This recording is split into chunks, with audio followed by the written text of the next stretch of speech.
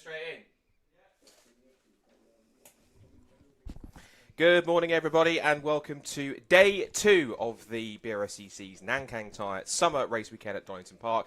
Much brighter conditions than yesterday we had at one point with rain showers, but thankfully it is a much clearer day as we get set for action to get underway. We've had our 3 qualifying sessions, just one car being recovered from the Fixer Wheel Production Cup and Silver Lake DSV Cup session back to the pit lanes. There's a short couple of minute delay until we get racing underway, but we're already lined up for our first race of the day, which is the second of the weekend for the Clapham North Mazda MX-5 Super Cup. Scott Woodward's here alongside Alex Goldschmidt on the grid. And Alex, a great day's racing yesterday. More in store today. We'll tell them about some of the action that's coming up with the championships that didn't race yesterday.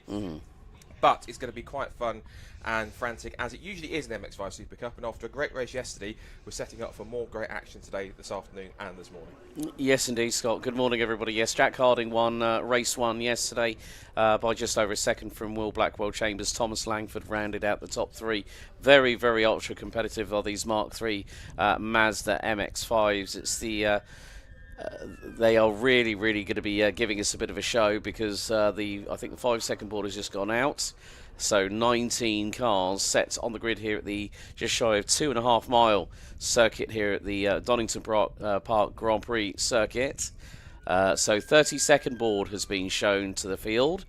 Standing start for this particular 20-minute adventure. They've got a third race later on today here, Scott, but we're all primed and ready as you and I are here in the commentary position just by the start-finish straight.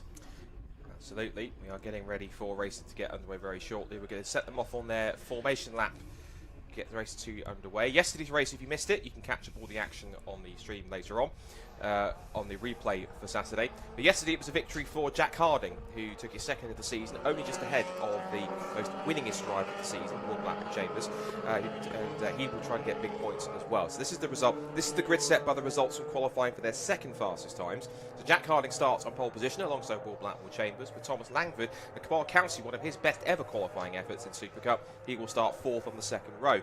Then it's Ollie Hall and Asda Dendy, the 2 drivers that came into the weekend on top in the pro class in points. They'll start on row 3 alongside Jim Barrett, who is on the club class pole. Not something I expected to say because Jim is faster than me, dominating Sam Middleton. He'll start in 8th on row 4. And it's Charlie Todd and Max Brown, 2 newcomers to the championship. They start on row 5 to round out the top 10. Clapham North's very own George Grant and Christopher Ginn make up the 6th row of the grid from Scott Wright and Steve Clark. Scott Wright, a former club class champion in Super Cup. Then Paul Henning and Clive Powell, followed by Alex Jones and Graham Rumsey, making his first debut weekend in the MX-5 Super Cup, having switched from his regular Mark 1s. So at the back of the grid, in 19th position, is Graham Winston, last but certainly not least. As you can see, the weather conditions are set to get a little bit warmer. It's about 11 degrees out there right now. A little bit of a wet breeze in the air, but it's much brighter and much drier. That's the key thing from some of the rain showers we had yesterday. It's only set to get a little warmer as the morning and the afternoon goes on. So the car's off on their formation lap. We'll head around on the full Donington Park Grand Prix circuit, just about 2.5 miles, and this will be quite a fascinating race to see whether or not we get some action from Will Blackwell Chambers, if he can get a better start and get ahead of Jack Harding and potentially even steal a 7th win of the season. He could. 2 drivers actually got 5-second time penalties in the race yesterday. That was the 21 of Charlie Todd and the number 10 of Scott Wright for track limits. So those are being policed by race control and their crew. But yeah, I mean, it's nicer to see a little bit more sunshine from the skies up above, Scott. I mean, yesterday we didn't know what the weather was going to do half the time. It was like, it's either going to be dry, is it going to be wet? And we found a lot of the times during the racing yesterday, the circuit was at that intermediate phase. It was partially wet, partially dry, and no one likes those conditions. They either want one or the other. You're not wrong, and drivers do like to know exactly what they want to do with the setup. That means it makes it crucial if they're on a dry circuit that everyone, I'm certain, will be on a fully dry setup. I wouldn't see why they wouldn't be. So in terms of the complex of the championship, as I say, Will Blackwell Chambers more wins than anyone else with 6, but the 1 DNF that he had at Brands Hatch means that he comes into the weekend before race 1 yesterday. He came in 3rd in points behind Ollie Hall, who was the points leader in pro class, and Asda Dendy in 2nd place. For the club class, Sam Middleton has practically won all but 3 races this season, and he came in yesterday putting in some pace that saw him pretty much on par with some of the pro class runners towards the front. He picked up an excellent result which put him in 4th, I think, yesterday, which allowed him to take a very another dominant win and hopefully try and bag some more points to keep up that lead. He's got quite a substantial lead. He'll try and increase that as much as he can as the race goes on. So, in the sunshine, 19 Mazda MX-5 Super Cup cars lined up for the second race of the weekend here at Donington Park. Race 1 winner Jack Harding alongside them on the front row of the grid with Will Blackwell Chambers. The 5-second board goes up. Watch for the red lights at the top of the screen, and the second Clapham North Mazda MX-5 Super Cup race will burst into life any second now, and we're underway. Clean start from the front row. It's an equal drag race so far between Jack Harding and Will Blackwell Chambers. Into third place is already slotted Kamal Kelsey. He's got the best of it, and there's two cars that come together in the background. One is Clive Powell's. I can't see the other one involved, but at least Clive Powell's is involved, and he will go, looks like, at least no further than the pit straight. A couple of the cars running wide. One is George Grant. The other one looks to be Christopher Ginn. They tumble their way now through the Craner curves for the first time. And just as it was yesterday, it's Harding and Blackwell Chambers trying to pull away. Down to the bottom of the hill at the old hairpin. Harding, Blackwell Chambers, Kelsey, Hall, then Dendy, that's the top five. And Sam Middleton, also wasting no time, immediately into lead of the club class as they head up towards McLean's for the first time. Well, I mean, the thing is that Sam Middleton started 8th, and now here goes Will Blackwell Chambers trying to put the frighteners here on Jack Harding for the race lead as they all filter their way through McLean's up the run down into the double right here at Coppice. Sam Middleton looking to get a move on as he is just behind the number 75 of Tom Langford, who finished P3 in yesterday's opening race of the weekend. So, but Blackwell Chambers giving Harding plenty of strife as they head into the Fogarty S's. There's going to be a dive bomb or two into that particular complex as they make their way through into the final part of the circuit through the famed Melbourne hairpin before we head into the left-hander. Blackwell Chambers trying to use everything in the playbook here, Scott, to put one over on Jack Harding, but Harding is just soaking up the pressure like the proverbial sponge. Yeah, they enjoyed that battle yesterday, and I think they even gave themselves a hug, or maybe that was Steve Foden and Ali Brain yesterday's MX-5 Championship race. But either way, they certainly enjoyed the battle, and both of them keen for more as they head out of Goddard's for the first time. Impressed by Kamal Kelsey, who's been a regular club class runner, but certainly learnt a lot from double pro class champion Aidan Hills, his team boss at Hills Motorsport. Back in the championship this weekend, third at the moment, as Harding leads them across the line. Blackwell Chambers in second, then it's Kelsey, Dendy, Langford, Hall. That's the top 6 in pro class and overall. Wright and Patel in white and pink is Sam Middleton. Up the inside to take position is Charlie Todd. Now, he was second on the road yesterday, picked up a 5-second track limits penalty that dropped him down to 4th off the club class podium, and he lost out to both Jim Barrett and Max Brown, his fellow rookie, in the club class this weekend. He'll be looking for redemption there if he can make that happen. Also in the mix too behind Jim Barrett is the man behind Clapham North himself, George Grant. There he is. As they come out through Starkey's, through the kink, through Schwantz curve and back towards McLean's at the top of the hill once more. And it looks as though that even though Jack Harding and Blackwell Chambers are trying to gap them, they might start to have a bit of a temporary truce and work together. Kamal Kelsey and co aren't letting them get away too far on this second lap unless they start fighting amongst each other behind. I think Alistair Dendy's trying to hustle Kelsey along and just try and just say, come on, let's just go, let's just work and get through, as George Grant trying to put the defence on the number 10 pro car of Scott Wright as it's side by side into the Fogarty S's once again, and that's a couple of places ahead of Sam Middleton. I think that's probably Alistair Dendy and Tom Langford going side by side for the briefest of moments, as again to the outside of the Melbourne hairpin swings Will Blackwell Chambers, trying to get the move to abreast a little bit further back as the field makes its way through the Melbourne hairpin. But the way that Will Blackwell Chambers is just putting that pressure on Jack Harding. Now, I remember Jack Harding from his Civic Cup days, so it was quite a familiar face when I had a chat with him in the pit lane yesterday. Sam Middleton is getting on with business as well. Fastest lap of the race, Will Blackwell Chambers, 150.154. Jack Harding puts in a 150.243. And they are starting to pull away. Kamal Kelsey now finds himself 2 seconds behind Will Blackwell Chambers. So like you said, Harding and Blackwell Chambers moving away, having their own battle. But it's Kelsey who's effectively now become the cork in the bottle as Will Blackwell Chambers again sideways goes. Jack Harding through into the old hairpin. That was a very, very brief moment there for the number 65. And here goes Will Blackwell Chambers. He's side by side up the hill, through Schwantz curve, into McLean's, and he's got the inside line. Through goes Blackwell Chambers for the race lead.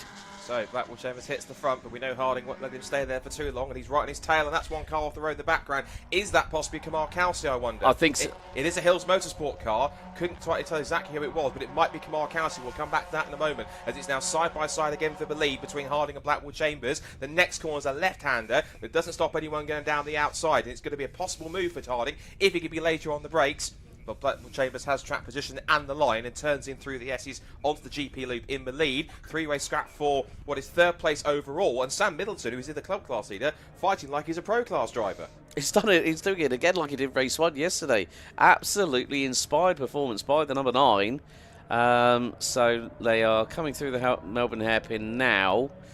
Yeah, it was a bit difficult to pick out the livery, but once the drivers come across the line and we get the updated timing, we'll have a better indication. And Harding now, kick up of dust by the left rear wheel of Will Blackwell Chambers as they come out of the final corner at Goddard. So Blackwell Chambers leads after 3 laps ahead of Harding, and let's just have a look. It is Kelsey. It was Kelsey that was in the gravel.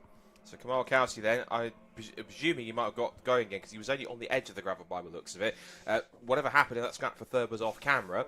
I did also notice that Thomas Langford has thrown himself into this battle now. He's in there too with Max Brown, who's a little further up there. So, and Ollie Hall's also dropped back down to 7th. And Ollie Hall was in that lead group, so I wonder if Hall and Kelsey potentially come together as Blackwell Chambers just drops a wheel on the curb on the outside into the old hairpin, opens the door for Harding, and he goes back through into the lead, because that's how it looked as they came off camera. There's the recovering Ollie Hall. Now, I think potentially, I don't want to immediately speculate that there was contact between the two, but we'll let the stewards decide if there was anything. As I thought that happened, Harding has got back to the lead, so Jack Harding retakes first position. Blackwell Chambers in hot pursuit. And as for Sam Middleton, he is being chased down by Max Brown in that familiar bright blue. It's that base livery of blue and black, and you've got different accents for the different cars and different teammates, and that's a typical Hills Motorsport livery. There's, see there further back, that is George Grant battling with Scott Wright. Scott Wright, a former club class champion MX5 SuperCup. Good to see him back in the category. He moved up to pro the year after he took the club class title, and didn't quite have the best of fortunes, or as similar fortunes as he had in club class. It's certainly good to see him back on the grid. The leaders head back down to the Melbourne hairpin, but they're the ones that are in the mix, whilst it's 5 alive behind, all trying to scrap for third. Yeah, the scrap for third place really is heating up. I mean, Alistair Dendy's got a little bit of a gap over Sam Middleton. Last time they came around across the line, as Jack Harding's now pulling a little bit of a gap over Will Blackwell Chambers. Yeah, it's about 3 to 4 car lengths between Dendy and Middleton at the moment as they come across the line, and the gap between Alistair Dendy and Sam Middleton now stretches to about 6/10.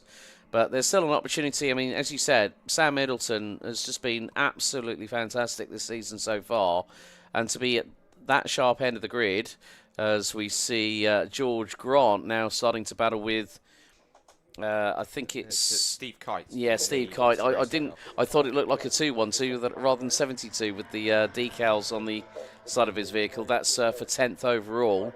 But yeah, I think it's just a case of who can break the train, so to speak, from third backwards. Yeah, just correcting myself with Sam Middleton. He won all but 2 races before yesterday. He picked another one up for the season, which means that adding to his tally, he's now done 8 out of the 10 races that we've run so far, including yesterday in club class. He's now defending hard with both Max Brown and a recovering Thomas Langford, who looks like didn't get a great start initially. He's now picking his way through. He's picked off Max Brown. Now he's trying to force his way up the inside of Sam Middleton, who, remember, still has that yellow cross with the yellow square with the black cross on the back, which denotes he's still a rookie and has done less than 6 races or 6 race weekends. And Thomas Langford wasting no time, picking his way straight through and taking 2 cars in as many corners to get himself up into what should be at the start of a lap. He was in, where he was at the start of the lap? 6th, he's now up to 4th, so he's getting key points in the Pro Class battle, which means it is now Pro Class cars first up to 4th. Still nose to tail for the leaders out of the Melbourne hairpin. But now Thomas Langford's next target is going to be chasing after Alistair Dendy in 3rd. And Alistair himself has had a pretty solid season. This is one of his best seasons, I think, even today. MX5 at SuperCup, or I remind myself of the standings. He is currently 2nd in the championship coming into the weekend. Has only scored so far 2 podiums, 1 at Silverstone in race 2 and 1 at Snetterton in race 3. So if he's on course for this one, it could be podium number 3 here at Donington Park if he can hold on to 3rd place and keep a charging Thomas Langford behind him. Yeah, meantime, the battle at the front of the field, Will Blackwell Chambers really managed to cut as much of the curb as he dared through Goddard's to close that gap to Jack Harding. The gap now 3.5 tenths of a second as the field makes its way down through Redgate, Hollywood, and then into the Craner curves. So it is going to be a case, it might not be a case of if, it will be a case of when does Will Blackwell Chambers get the opportunity, as Sam Middleton now coming under pressure from the number 27 of Ollie Hall, who had that big moment, scary moment yesterday through race 1 when he went through the gravel. But Middleton really doing a good defensive job at the moment ahead of the man who came into this weekend as the points leader overall. And they're going up through into Coppice now. So it's a case of, how much pressure can Sam Middleton take from Ollie Hall? Well, the way that he's been racing this season, he's just as capable as anybody else to do it. So he's keeping Sam Middleton very honest here, and Sam almost feels like he's a little bit of the odd one out here, thinking I'm a pro club class driver. This reminds me very much of Richard Amos, who came into the championship a few years ago, started as a club class driver, was immediately on the pace for the pro class. We'll get back to that in a second because the videos are going side by side into the hairpin. And Blackwell Chambers is trying to put the attack on. Couldn't make it stick there, but he's right on the gearbox, heading towards Goddard's. But yeah, Richard Amos came in the championship, I think it was in SuperCup or Mark 1s, was immediately quick in club class, but to no one's surprise, was straight into the pro class straight away. And it was a very strong contender in SuperCup for a couple of the seasons, so it's not surprising. I think what's surprising with Sam Middleton is that he's essentially a rookie. It's one of his first ever races. He's still with the rookie cross on the back, and he's racing as if he's done it for a few seasons and up there battling with the pro class drivers. So good natural ability with Sam Middleton to keep him in the mix and to be here up in the top 5. Up towards Hollywood they go. Down through the Craner curves. Blackwell Chambers is not leaving the rear bumper of Jack Harding for one moment. And looking again up the inside line, has a think about it, just put himself into Harding's mirrors as they swing through the old hairpin. Then the 5 cars battling over that final podium spot. Dendy, Langford, Middleton, Hall, and just fading backwards is Max Brown. But he's still in second place in club class with Jim Barrett in third. And then it's Steve Kite and Charlie Todd rounding up the top 5 in category. But I think Thomas Langford's setting up the move here to potentially steal third place. And looking at his pace so far, looking at his lap times, his last lap was a 150.214, quicker than the 2 leaders, and they're holding each other up at this point. So he's about 2 or 3 tenths quicker. He sets a personal best on that last lap. Thomas Langford has still got time to possibly catch up to the top 2 and make it a 3-way scrap for third place if he can get past Alistair Dendy and then go and challenge the leaders. Yeah, he's going to give it a try here. He switches to the right-hand side on the run to the Fogarty S's and goes straight to the inside of it, but on that particular occasion, unable to find his way past Alistair Dendy into the Fogarty S's, as they're now going to run down to the Melbourne hairpin. A little bit further back, there's some very, very dirty tyres on the left-hand side of Christopher Ginn's car. As now, look at this, 3 wide, Sam Middleton up the inside, Ollie Hall to the outside through at the Melbourne hairpin. This is really kicking off in this 4-way scrap for P3 as the leaders come through Goddard's to complete lap number 7. This is not really what Thomas Langford needs. He started a little bit further back than he'd like to. He's battling after Dendy for position for points. Now he'll find himself battling Ollie Hall. As Dendy moves across, has he got a problem? No, he's moving across out of the toe, I think. I thought for a second he was darting to the pit wall to tell them he's got a problem, but he's actually opened the door for Thomas Langford, who might well sail up the inside if he gets a chance, but Dendy cuts off the avenue and holds on to the place for the moment. So Dendy's still holding on to third, but now Thomas Langford's in a really tricky catch-22 position. He's got to look to keep one eye forwards on attacking Dendy for third, but also one eye backwards to defend from Ollie Hall, who is right on his bumper. So this is now a 3-way fight for the final spot on the pro podium between Dendy, who just swings the car and gets a little twitchy and sideways through the middle of the apex at Old Hairpin. That might compromise his run up through Starkeys and Schwantz, and he might be under big pressure by the time he gets to McLean's. There's another fight going on further back. This includes the likes of Steve Kite, Charlie Todd, and George Grant. They're all following Scott Wright in a battle for 9th position. They go up the hill. The scrap is going on for third, flashes through the front of the queue. But battles everywhere you look in this second race, Alex. Whether it's club or pro class, there's someone to battle with. This is what I love about the Mazda MX-5 Super Cup Championship. You can find a battle everywhere up the order, as now there's going to be a dive to the inside of Coppice, potentially. Well, George Grant did try to look for a move on Charlie Todd, but I think it was just a little bit too late for the number 69, the Clapham North emblazoned car. George has been a a regular trooper. He's been around for quite a few years on the Mazda MX-5 scene, and it's great to have him not just competing, but also the support of Clapham North with regards to the SuperCup and the Clubman Championship. But bit of change for the pro class battle, because the one that's fallen back is Alistair Dendy, and I wonder if that slide that he had midway through Old Hairpin was the catalyst to change that order. It hasn't changed at the front, still Harding versus Blackwell Chambers, but keep an eye on the background, see what happens with third place. Here they come. So Langford has got to third place. Is now Middleton up to fourth. Ollie Hall is fifth, and Alistair Dendy's been the big loser, losing 3 places in 1 lap, down to 6th. Now, Langford's got 5 minutes to try and close the gap as much as he can. The problem he's got here is he's 8.3 seconds back from second place, and also what doesn't help is that Blackwell Chambers has just pumped in the fastest lap of the race, 1 minute 50.075, 2 tenths quicker than leader Harding, right on his tail, and possibly with a chance to make his 7th win of the season. Little kiss between Scott Wright and Charlie Todd as they just let their door handles meet into the apex at Redgate. I was about to say red line. Wide for Sam Middleton as he's out. It's not really his race, but he's battling and having fun here. Still miles ahead of the second place man, Max Brown. No, he's not too far actually, because Max Brown is actually just right behind him there. So in fact, that battle is actually possibly compromising Sam Middleton. He's getting involved in the fight. He doesn't need to be involved with him. There's 1 touch, 2 touch between Ollie Hall and Alistair Dendy, who had a lock-up going into McLean's. That's dropped him backwards. And now look, Max Brown challenging Sam Middleton for the club class race lead. So for the first time since, I'll check my points here for a second, for the first time in quite a while, since I think possibly Brands Hatch, yes, when Sam only took 1 out of the 3 victories there. For the first time in 2 meetings, Sam Middleton might be under threat for a club class victory. oh, this is really starting to get interesting here, Scott, and it's just so interesting how close and how competitive this championship is, as we still have the battle between Harding and Blackwell Chambers. You cannot separate them even if you tried. There's the number 33, I think, just going through shot, and for just a moment that was Alex Jones in the club class, currently running in 13th overall, but Harding at the moment seems to have the number of Will Blackwell Chambers at the minutes, and the gap between them as they cross the line to complete lap 9 was just over 4 tenths. But look at the scramble here. Ollie Hall now is up into fourth place. Well, third place it looks like. Sorry, fourth. No, he's 4th place because Thomas Langford's pulled away. So this is the battle for 4th going on. It looks like 3rd place because Thomas Langford was out of the shot. But in fact, Thomas Langford has already disappeared up the road. Oh. And is currently now still 8.1 seconds back, as now Ollie Hall's he's been dropped by about 3 seconds or so. Looks like Max Brown has got a potential penalty of 5 seconds coming in that we've just had. Not sure what that's for. It's pro for track limits. Usually 5-second penalties for track limits. So not just he's got a penalty, he has got one, which means any chance of his club class victory is gone unless he can get in front of Middleton and pull away by 5 seconds. Also, Scott Wright has the same penalty. So there are quite sensitive pressure pads around certain points of the circuit here that MSV put in. Middleton not caring that he's not in a battle already with Dendy. He's probably doing that to put a car between himself and Max Brown.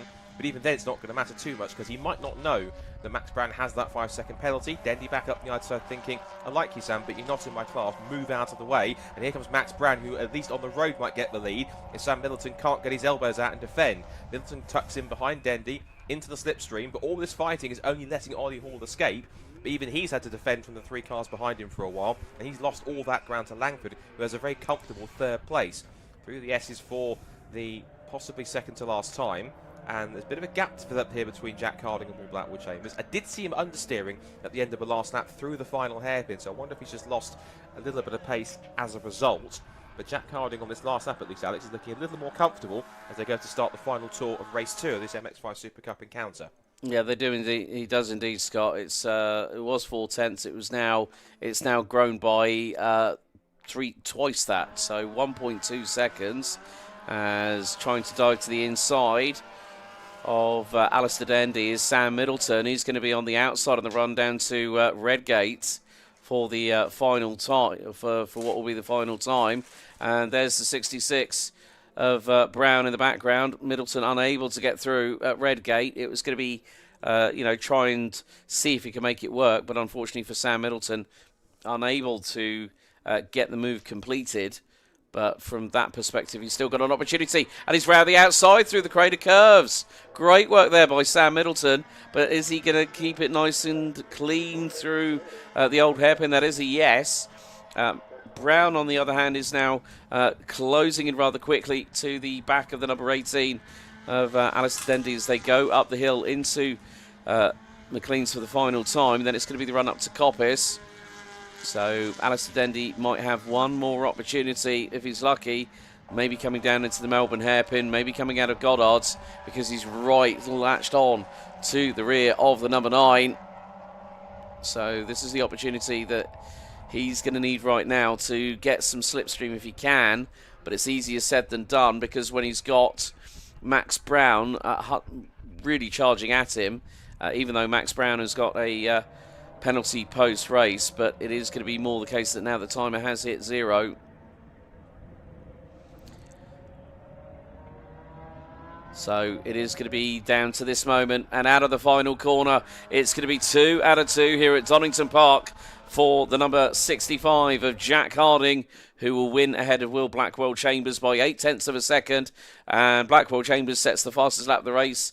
Tom Langford will come across the line in 3rd place. Oh, drama for Sam Middleton. Nearly loses it coming out of the final corner, but still will hang on to what will be 5th at the road, and a club class victory once again for the number 9. Oh, the number 10 has just gone off. That's Scott Wright. That was definitely a bit of a bucking bronco there for the number 10 car as he battled away with the 21.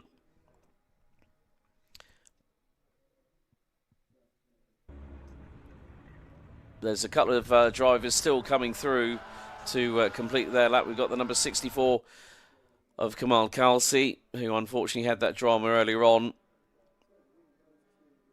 So just a few more cars to come across the line.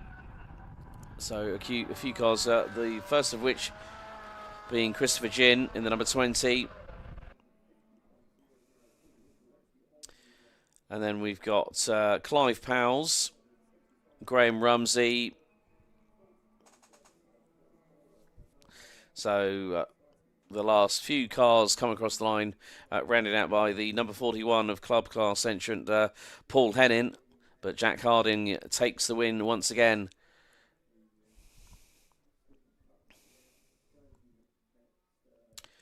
So Jack Harding takes the win for the 2nd time this weekend at the Clapham North Mazda MX-5 SuperCup Championship by just over 0.8 of a second out of Will Blackwell Chambers and Thomas Langford. Well, it's a top 3 repeat of what happened yesterday. So fastest lap of the race going to the number 43, the most winningest drivers this season so far. Ollie Hall just a few seconds behind, rounds out the top 4. Sam Middleton, another club class victory for the number 9, finishing in P5. Ahead of Alistair Dendy, Jim Barrett, Max Brown, Steve Kite and George Grant rounding out the top 10. Charlie Todd and then Scott Wright rounding out the next couple of positions. Alexander Jones in 13th, Kamal Khalsi, Christopher Ginn, Clive Powles, Graham Rumsey, Graham Winston and Paul Hennin all making it to the checkered flag, all on the same lap.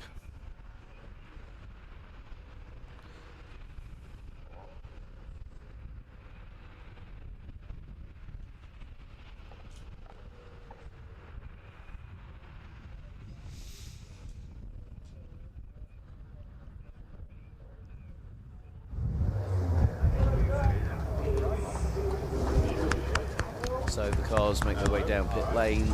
And the top 3, as it was yesterday, 2 wins out of 2 so far this season. And Jack Harding getting out of the car, as well as Will Blackwell Chambers and Tom Langford. But it's 2 for 2 for the number 65. A bit of a nice discussion with Will Blackwell Chambers, but without further ado, let's head down to Scott Woodwis in the pit lane. Over to you, Scott. Thank you, Alex. Yeah, we've got 6 very satisfied MX-5 SuperCup drivers, I'm sure. As we saw Jack Harding and Will Blackwell Chambers in some intense conversation, positive conversation, but intense nonetheless, enjoying that battle between the 2 of them. And Jack Harding just trying to get his crash helmet off for a second. But yeah, Sam Middleton still unstoppable in club class, even though Max Brown did give him quite a challenge. Ends up in 3rd in class anyway. That's good points for him. It's good to see him making such an impact on his first weekend in the championship. So we'll just wait for Jack Harding to finish his conversation, but I think they're just talking about the entire battle that they had on track. And I'm going to see if I can quickly doorstep it, because otherwise we've got cars coming, because we've got our next race with Audi TTs coming very shortly. Well, let's just say he does. So I'm just going to quickly interrupt. Sorry to interrupt, chaps, but I need to have a chat with Jack Harding. Jack, so a second win of the weekend, third of the season. Part of the foreshadowing, but performances like that, you should have come back for the full season, shouldn't you?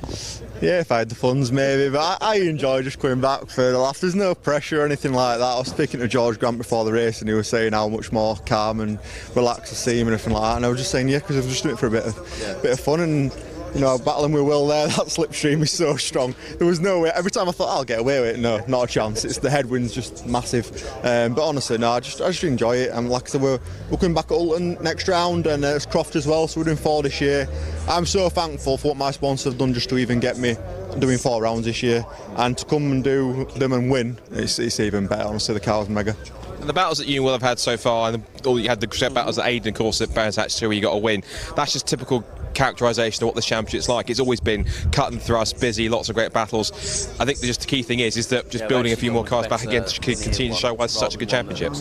I've been in this championship since 2015. I prefer that one so much better. I dipped out of it for a couple of years to go try something else, but you just can't beat it. And I know there's other series around with MX-5s and stuff like that, and I know they've got big grids and a few people have gone to try it, and sometimes you've got to try something different. But this championship, alongside with the Mark 1 and all being together on Brscc, is where it's been, where it always has been.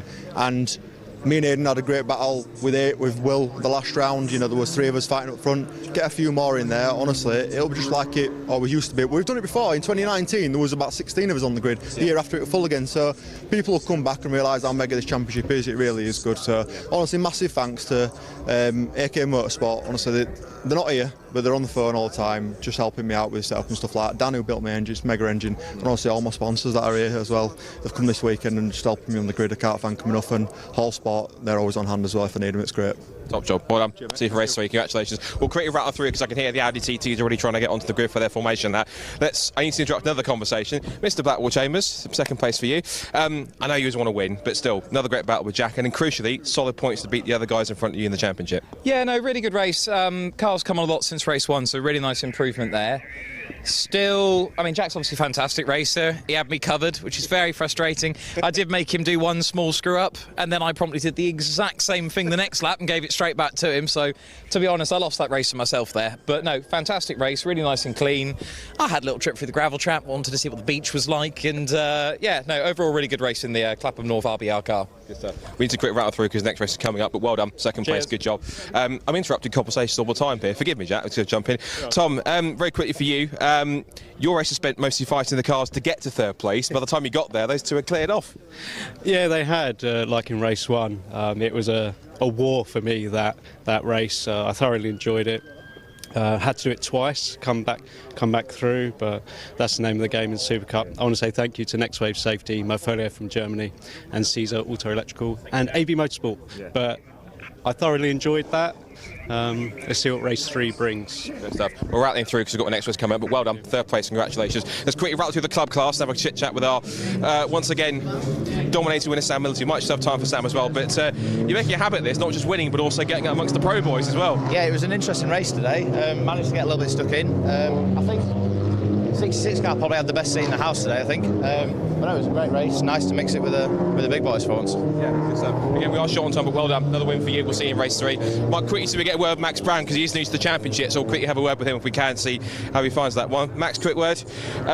Welcome to SuperCup. We certainly make an impact, and you're keeping the runaway winner Sam, quite honest. I know, yeah, it's going really well. First week, I had no expectations, and yeah, I got 2 podiums, so can't be much happier. Yeah, you're quite liking SuperCup? Absolutely. Yeah, Aiden's amazing. I've been working with him for a few months now, and yeah, just really enjoying it. Best of luck for race 3. We've got to have that so fast. And we would chat to Jim, but you're quite short on time. So well done to our club and pro class runners. Let's go to our next race, race number 2 of the day, the second of the weekend for the Demon Tweeks Audi TT Cup. Back to Alex in the box.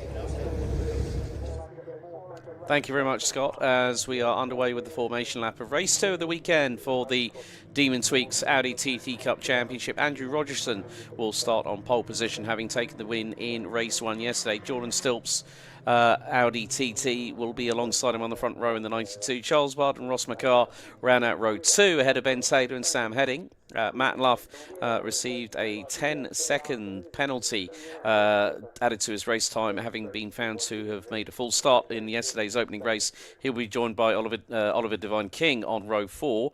Row 5, 2 of the Masters drivers, Jonathan Williams and Ian Dowell, round out the top 10, ahead of Sam Meager, Luke Jennings, Patrick Booth, Daniel Budd, Joe Weaver, Ruby Smith, Mike Harris, James Blake and Paul Savage, with Ross Stoner starting down in 20th, having unfortunately DNF'd on the opening lap of the race yesterday, but a lot of action did happen. Sam Heading driving like a man possessed after a move made that did cause chaos between Matt Luff, Sam Heading and Jordan Stilp. And Jordan Stilp's front end of his Audi TT 2-litre TFSI yesterday looked like it had been through World War III.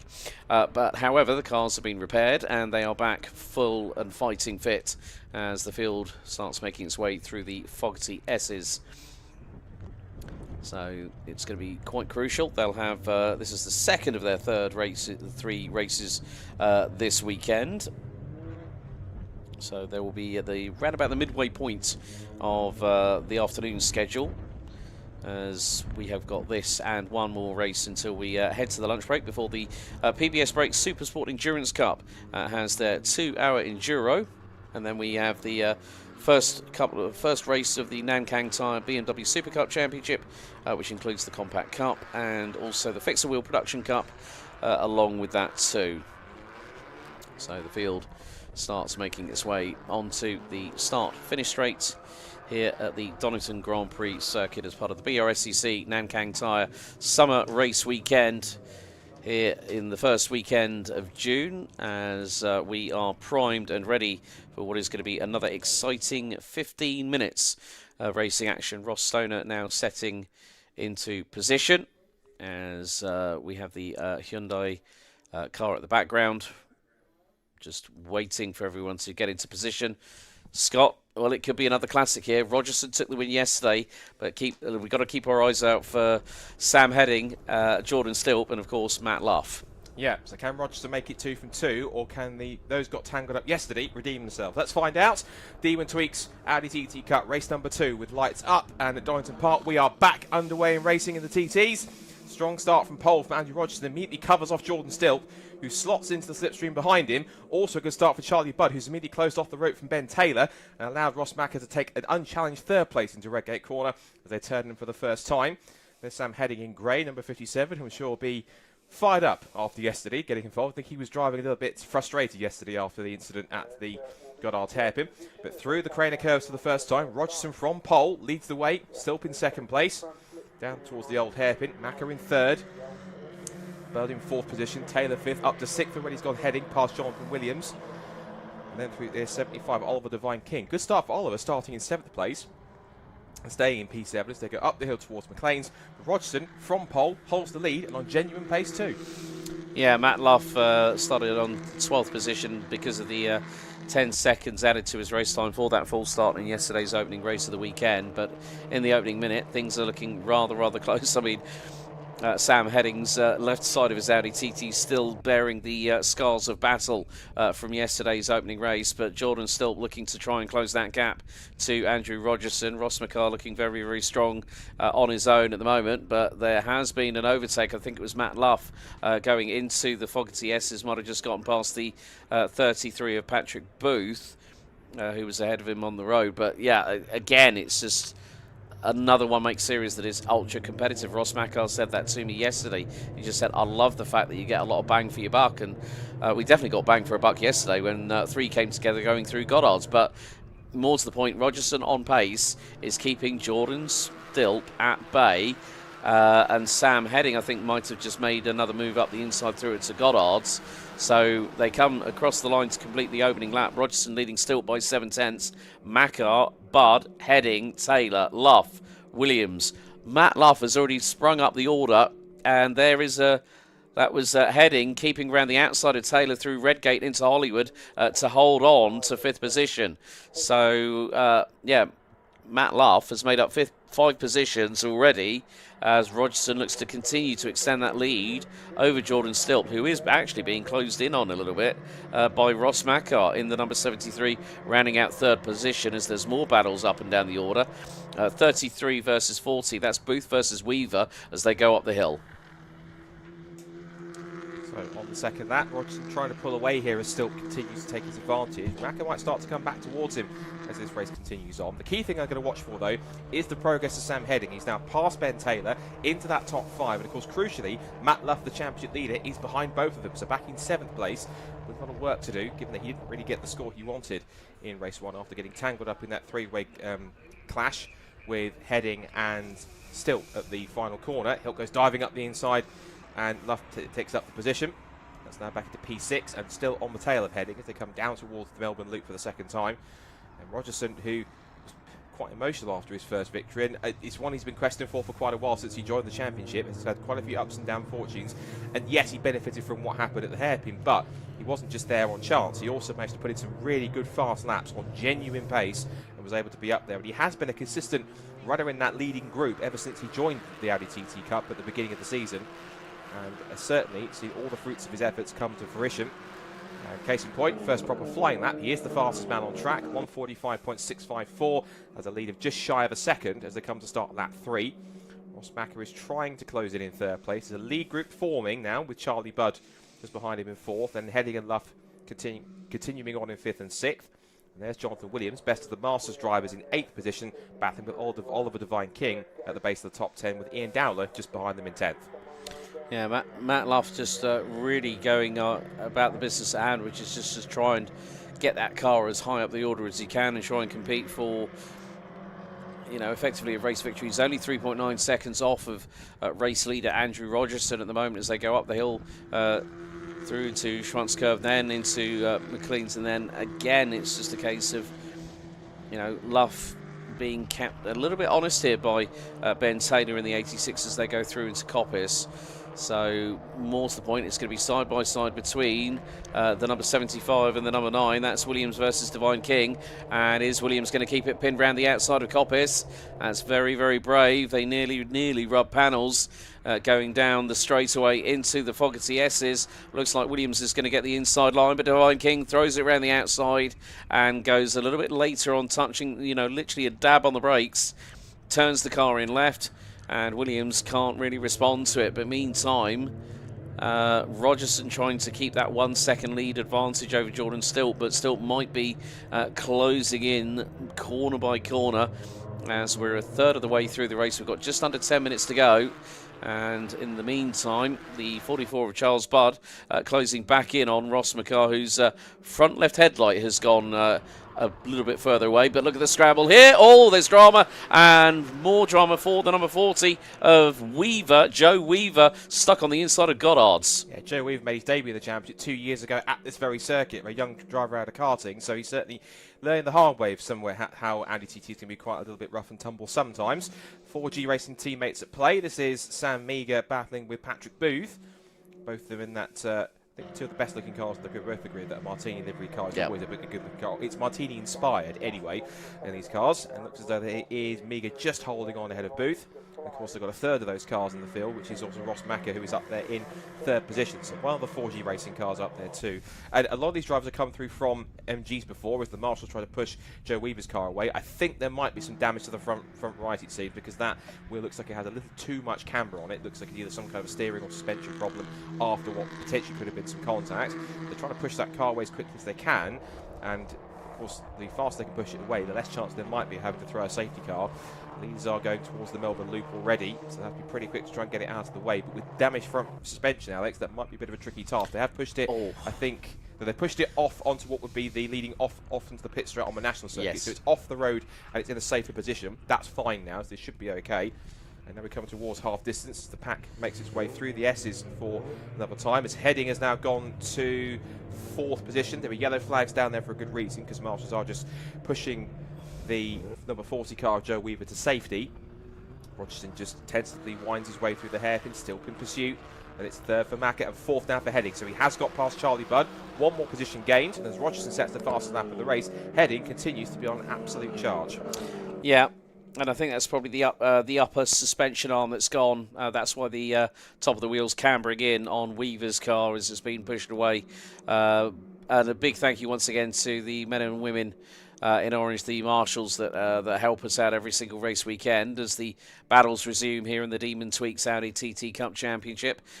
As the number 5, that's Sam Meager, is closing in on the 156 of Luke Jennings.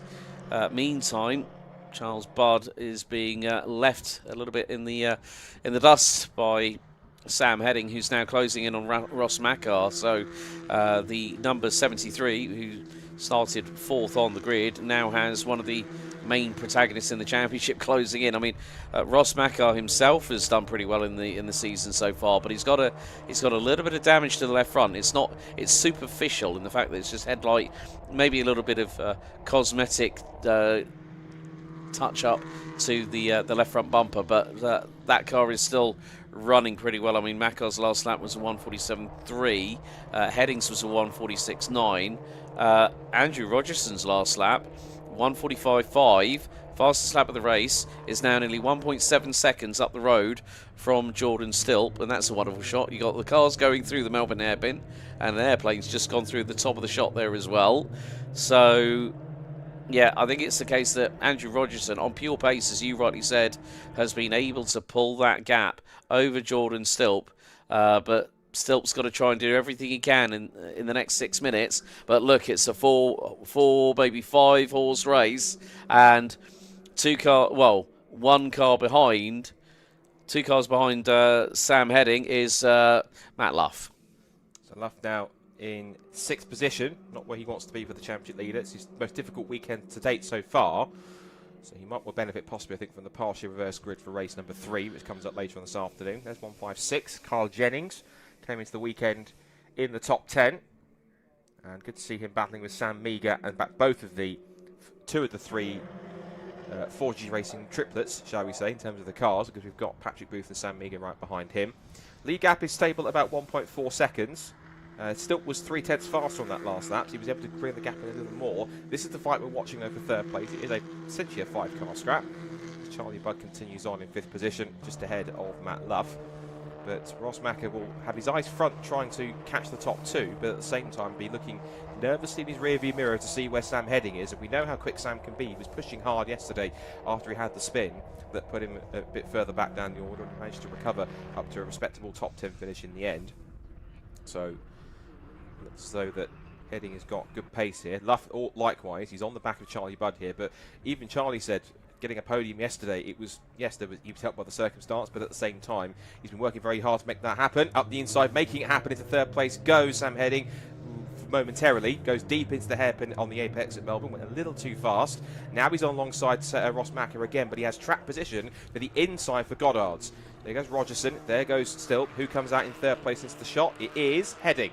So Heading has made it stick up into P3. Now, he's got just about under a third of the race to go. He has got Mackar on his tail, but looking at lap times, what can Sam Heading do, if anything, to catch the top 2 and reel them back in? I'm wondering what's now going to happen, because Mackar's thrown it to the outside. A little bit of a touch between the pair, and that's going to open the door for Matt Luff up the inside through into Redgate and into Hollywood. And, yeah, Luff is through. So, Luff then up into 4th position, right on the tail of Sam Heading. And what happened yesterday between these two? So I'm sure that Matt Luff is going to drive a little more cautiously behind Sam Heading as they turn in through the old hairpin. A little bit of a twitch, but he throws the car in. You can see how much he just tried to oversteer the car just a little bit, just to get the car right round the apex. In the pits has come Ian Dowler, so he's had problems, and out of the race it possibly looks like we're out of contention, at least from where he would have been. He was quite far down the order anyway, unfortunately. He was down in 18th, or no, he was down in 13th, so he was lost a few spots before he came back in. He was around about mid-pack when he had the issue and had to pull in. Goes to tail for 3rd place. Again, Luff just pitching the car through the apex, just trying to turn that car and rotate it as much as possible to get it right back onto the straight. He's now tucked under the rear wing of Heading, looking to try and make a pass. He won't, I think, go outside, but Heading knows he's there, goes right to the defensive on the inside line. Here comes Luff, who can pass on the outside. It is possible if you're quick enough to get there. They go through the left, through the right, and back onto the loop as they see the leaders come back down the hill towards Rogerson. And I think that gap's come down. It's 1.6 seconds. 5-second time penalty for Sam Heading as he and Luff make contact into the Melbourne loop. Now, careful, boys. That happened yesterday. You know what the result was. But a time penalty for Sam Heading. 5 seconds. It has to be for track limits. So there's pushing, and there's pushing a little bit too hard, looks like, for Sam, unfortunately. So even if he does make it to third place, you might well be a little bit frustrated with the fact that he might not make it to the podium. That's if he actually gets there on the road anyway. He's got 2.5 minutes to try to hold on. But even then, what he has to now try and do, if he can, is find 5 seconds in 2 laps and pull away to keep this third position. Otherwise, he might miss out once again. Yeah, well, that now, effectively, with Heading crossing line in third, Makar now fourth, it puts the 73 into third position. So Matt Luff has had a little bit of a stumble. He's got Taylor and Bud right behind him as they go through Hollywood down into the Craner Curves. So, yeah, 5-second penalty, and that has been confirmed as track limits. So Ross Makar now is in a net third place with just under 2 minutes to go. Well, anything's possible here, Scott. And it usually is in motorsport, as Heading now tries to pull away. Of course, as Makars now has that, he's Heading that 1 car buffer between himself and Luff at this point. And Ben Taylor's getting his elbows out, trying to get stuck in as well. In car 86, there he is in 6th position at the moment. Up the hill once again towards Coppice. But again, Heading's got pace, but I think he's going to be disappointed that if he can't get away by 5 seconds, he will not be on the podium. So let's see. Now, Ben Taylor's been given a 5-second penalty too, also, I'm sure, for track limits. 5-second penalties typically are for track limits. And of course, circuits like Donington Park, monitored by MSV, they're quite strict on track limits. As Ben Taylor just headbutts the rear of Nat Luff's car, either to help him through the chicane or to try and give him a bit of an issue. But yeah, coming on to the start of the final lap of the race, that lead gap looks a bit close to 1.3 seconds, I think. But still, he's possibly kept his powder dry and his Goodyear's a little fresher as Luff goes down the outside to try and make a move on Makar for 4th. It'll end up being 3rd if he gets past, as Rogerson turns his way out of the hairpin for the second to last time. Still in pursuit. I have to say kudos to the Rob Boston Racing team for getting this car looking like an Audi TT Mark II again after what happened yesterday. Here's the fight for 4th place, because Sam Heading is out there. He's done a 146.3. He's pulled 8/10 clear, but that's nowhere near enough for Sam to hold on. So into Red Gate they go then for the final time. And Matt Luff can't really afford to sit in 5th position. He has to make an attack and go for it here. Down through the Craner Curves. Rogerson still leads, still trying to keep up the pursuit, but he'll be happy with 2nd place anyway. He'll be taking points out of Matt Luff, who is still desperately trying to find a way through past Ross Makar on this final lap of the race. Up through McLean's for the final time. Towards Coppice. Ross Stone is pitted, so the former BMW Compact Cup man, in a car that's sporting the exact same striking livery, orange with those kind of grey and white stripes on it. That car's sadly having more problems.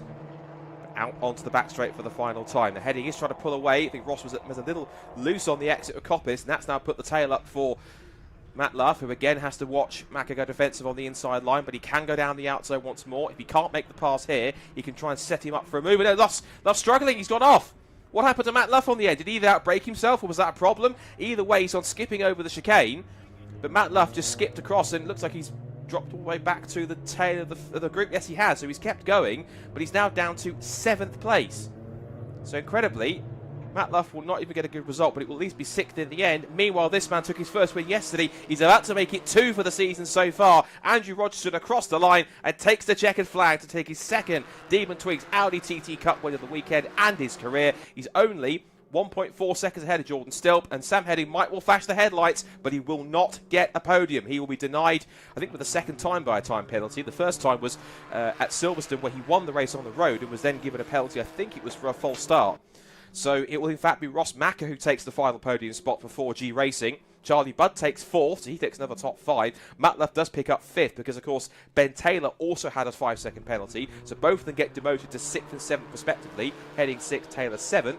Then it's Divine King in 8th. And then we have a bit of a gap back to Williams in 9th. And Meager rounds out the top 10. So it looks like 2 of the 4G Racing cars made it into the top 10 in the end. Rest of the field taking the checkered flag. But it's another key win for Andrew Rogerson, and again, he'll be delighted with that. And that one, he did that, wasn't for any circumstance, again, pure pace, but he led from start to finish from pole position. That's a win I'm sure he'll be even more proud of than the one he was already proud of yesterday, if that makes sense. But he certainly would have enjoyed that, and that's certainly a victory I'm sure that he will cherish. The first one's always the sweetest, but he'll have enjoyed that second one immensely. There it is, Andrew Rogerson then.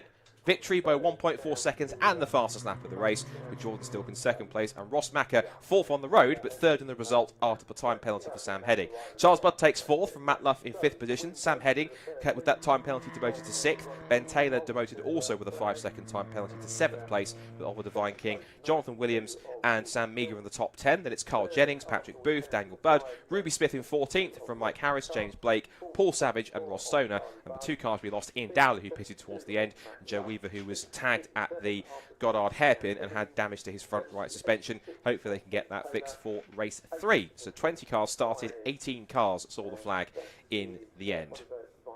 So a second win of the season and of the weekend for Andrew Rogerson. They come like buses, don't they?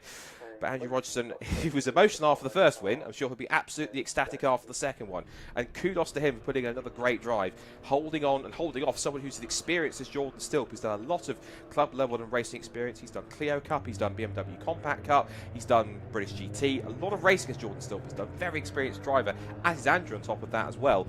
But a great effort from Jordan to get second place. And Macca, of course, will be happy with another third place and more silverware for the 4G Racing team as well. In they come.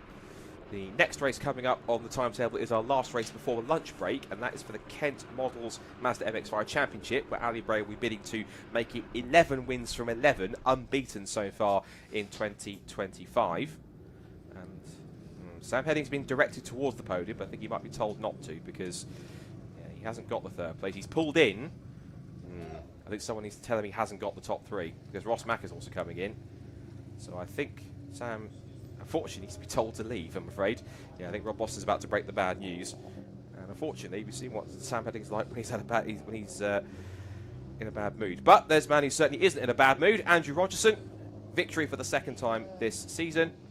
And we can now head down to Alex Goldschmidt, who's going to have a chat to our top 3, as Andrew's having a chat with Jordan Stilp. Let's hand to Alex Goldschmidt down at the top of the pit lane to have a chat to our podium finishers in the Audi TT Cup. Thank you very much, Scott. Right, we'll wait for you to get your helmet off, Andrew, but lights out to checkered flag for the number 13. Second win of the weekend on pure pace here, Andrew. Really good way to cap off another victory here in the Demon Tweeks Audi TT Cup. Yeah, that felt better than yesterday. Yesterday, obviously, other people's misfortune meant there was a gap, but you got to be there to take it. I really need to work on my quali, because if I can get my quali right, I might be able to be at the sharp end and do what I just did then. So I'm over the moon. Thank you to everybody who's here helping. Yeah, really good. We've still got one more race to go. How are you feeling about that now that you've got 2 wins in the bag this weekend? Well, the last 2 reverse grids, my name's been pulled for both of them. So I'm hoping that might happen again. I doubt it, but it doesn't work like that. But we'll just see what happens. This is a hard championship. I mean, lots of Jord, Ross, all the boys around us, everyone's fast. One little mistake and they're breathing down your neck. Tyres started going off, and Jord, I could see him flashing the lights and trying to put me under pressure, and I was just like, no, I'm just letting my tyres cool down and let it come back to me and try and control that gap. But yeah, we'll see what happens in race 3. Brilliant. Congratulations, well done. Let's have a quick chat with Jordan Stilp. Jordan, right, congratulations. Another second place. At least, as I mentioned in the coverage a little bit earlier on, your car doesn't look like it's been in World War III now after yesterday's opening race, but still, good consistency. 2 second place finishes. How are you feeling at the moment? Yeah, good. That was a little bit more fairer on my behalf. I've actually got a full car this time, so it was a lot better. But we're struggling a little bit with a lot of understeer, so I think we're going to go back and see what we can do on that. But do you know what? You can't complain. East drove really, really well. I tried so hard to keep up with him. I even tried flashing my lights just to try and throw him off a little bit, but it didn't help. But no, it's been hard. It's a hard championship. All these lads are quick, to be honest. So yeah, it's been good. Now we've got one final race coming up later on this afternoon. can you try and beat Mr. Rogerson out on track? If you get that lightning start and keep defending, make that back end of that Audi TD as wide as humanly possible, there is a possibility that can happen, isn't there? Yeah, that is the plan. I can't let him beat me again. Honestly, yeah, it is one of those. It's reverse grid, I think, so that'll be a right laugh. It'll be interesting. It'll be a little bit of in and out of all the cars. So hopefully we don't get any more damage, because I can't really be bothered. And we go on from there, really. Yeah, you don't want to give the team too much to repair these days. I mean, mechanical sympathy is always the best mantra in motorsport, but it doesn't always pan out that way, does it? Yeah, no, off the track it's a completely different mindset. As soon as you go out there, I really don't care about it. And then I come in and I think, why did I do that? But that's part of it. Brilliant. Jordan, well done on your second place finish. We'll see you for race 3. Last but by certainly no means least, we need to speak to Ross McCarr. Well, the Saltire hits the podium. Congratulations. Obviously, there were a couple of things. I mean, Sam Harding picked up a track limits penalty. And when you found yourself behind him, obviously at that point you didn't know. But when... No, I didn't know going into the last lap. I seen the 5-second penalty for his car. So I knew my main objective was keep Matt behind me, which was no easy feat. So it was very hard racing. From pretty much the whole time. I think these guys got a nice break, and I was the cork in the bottle, and everyone was there behind me, but it was really tough. It's the fastest we've gone all weekend, so I couldn't have got more out the car. But yeah, very happy with the result, and yeah. Roll on race 3. I mean, I did notice, yes, your headlight has vacated the bodywork. I mean, talk us about what happened there. So going into the S's, I turned in a fraction of a second too early and skimmed the tyre barrier, and the headlight popped clean out. Yeah. So it's just over by the marshal's post, so I'll collect that later. Well done, Ross. Congratulations on your third place. Thanks. Cheers. Well, that's it for Demon Tweeks Audi TT Cup action at the moment. Let's head back over to Scott, as it's the last race before the lunch break, the Kent Models Mazda MX-5 Championship. Over to you, Scott.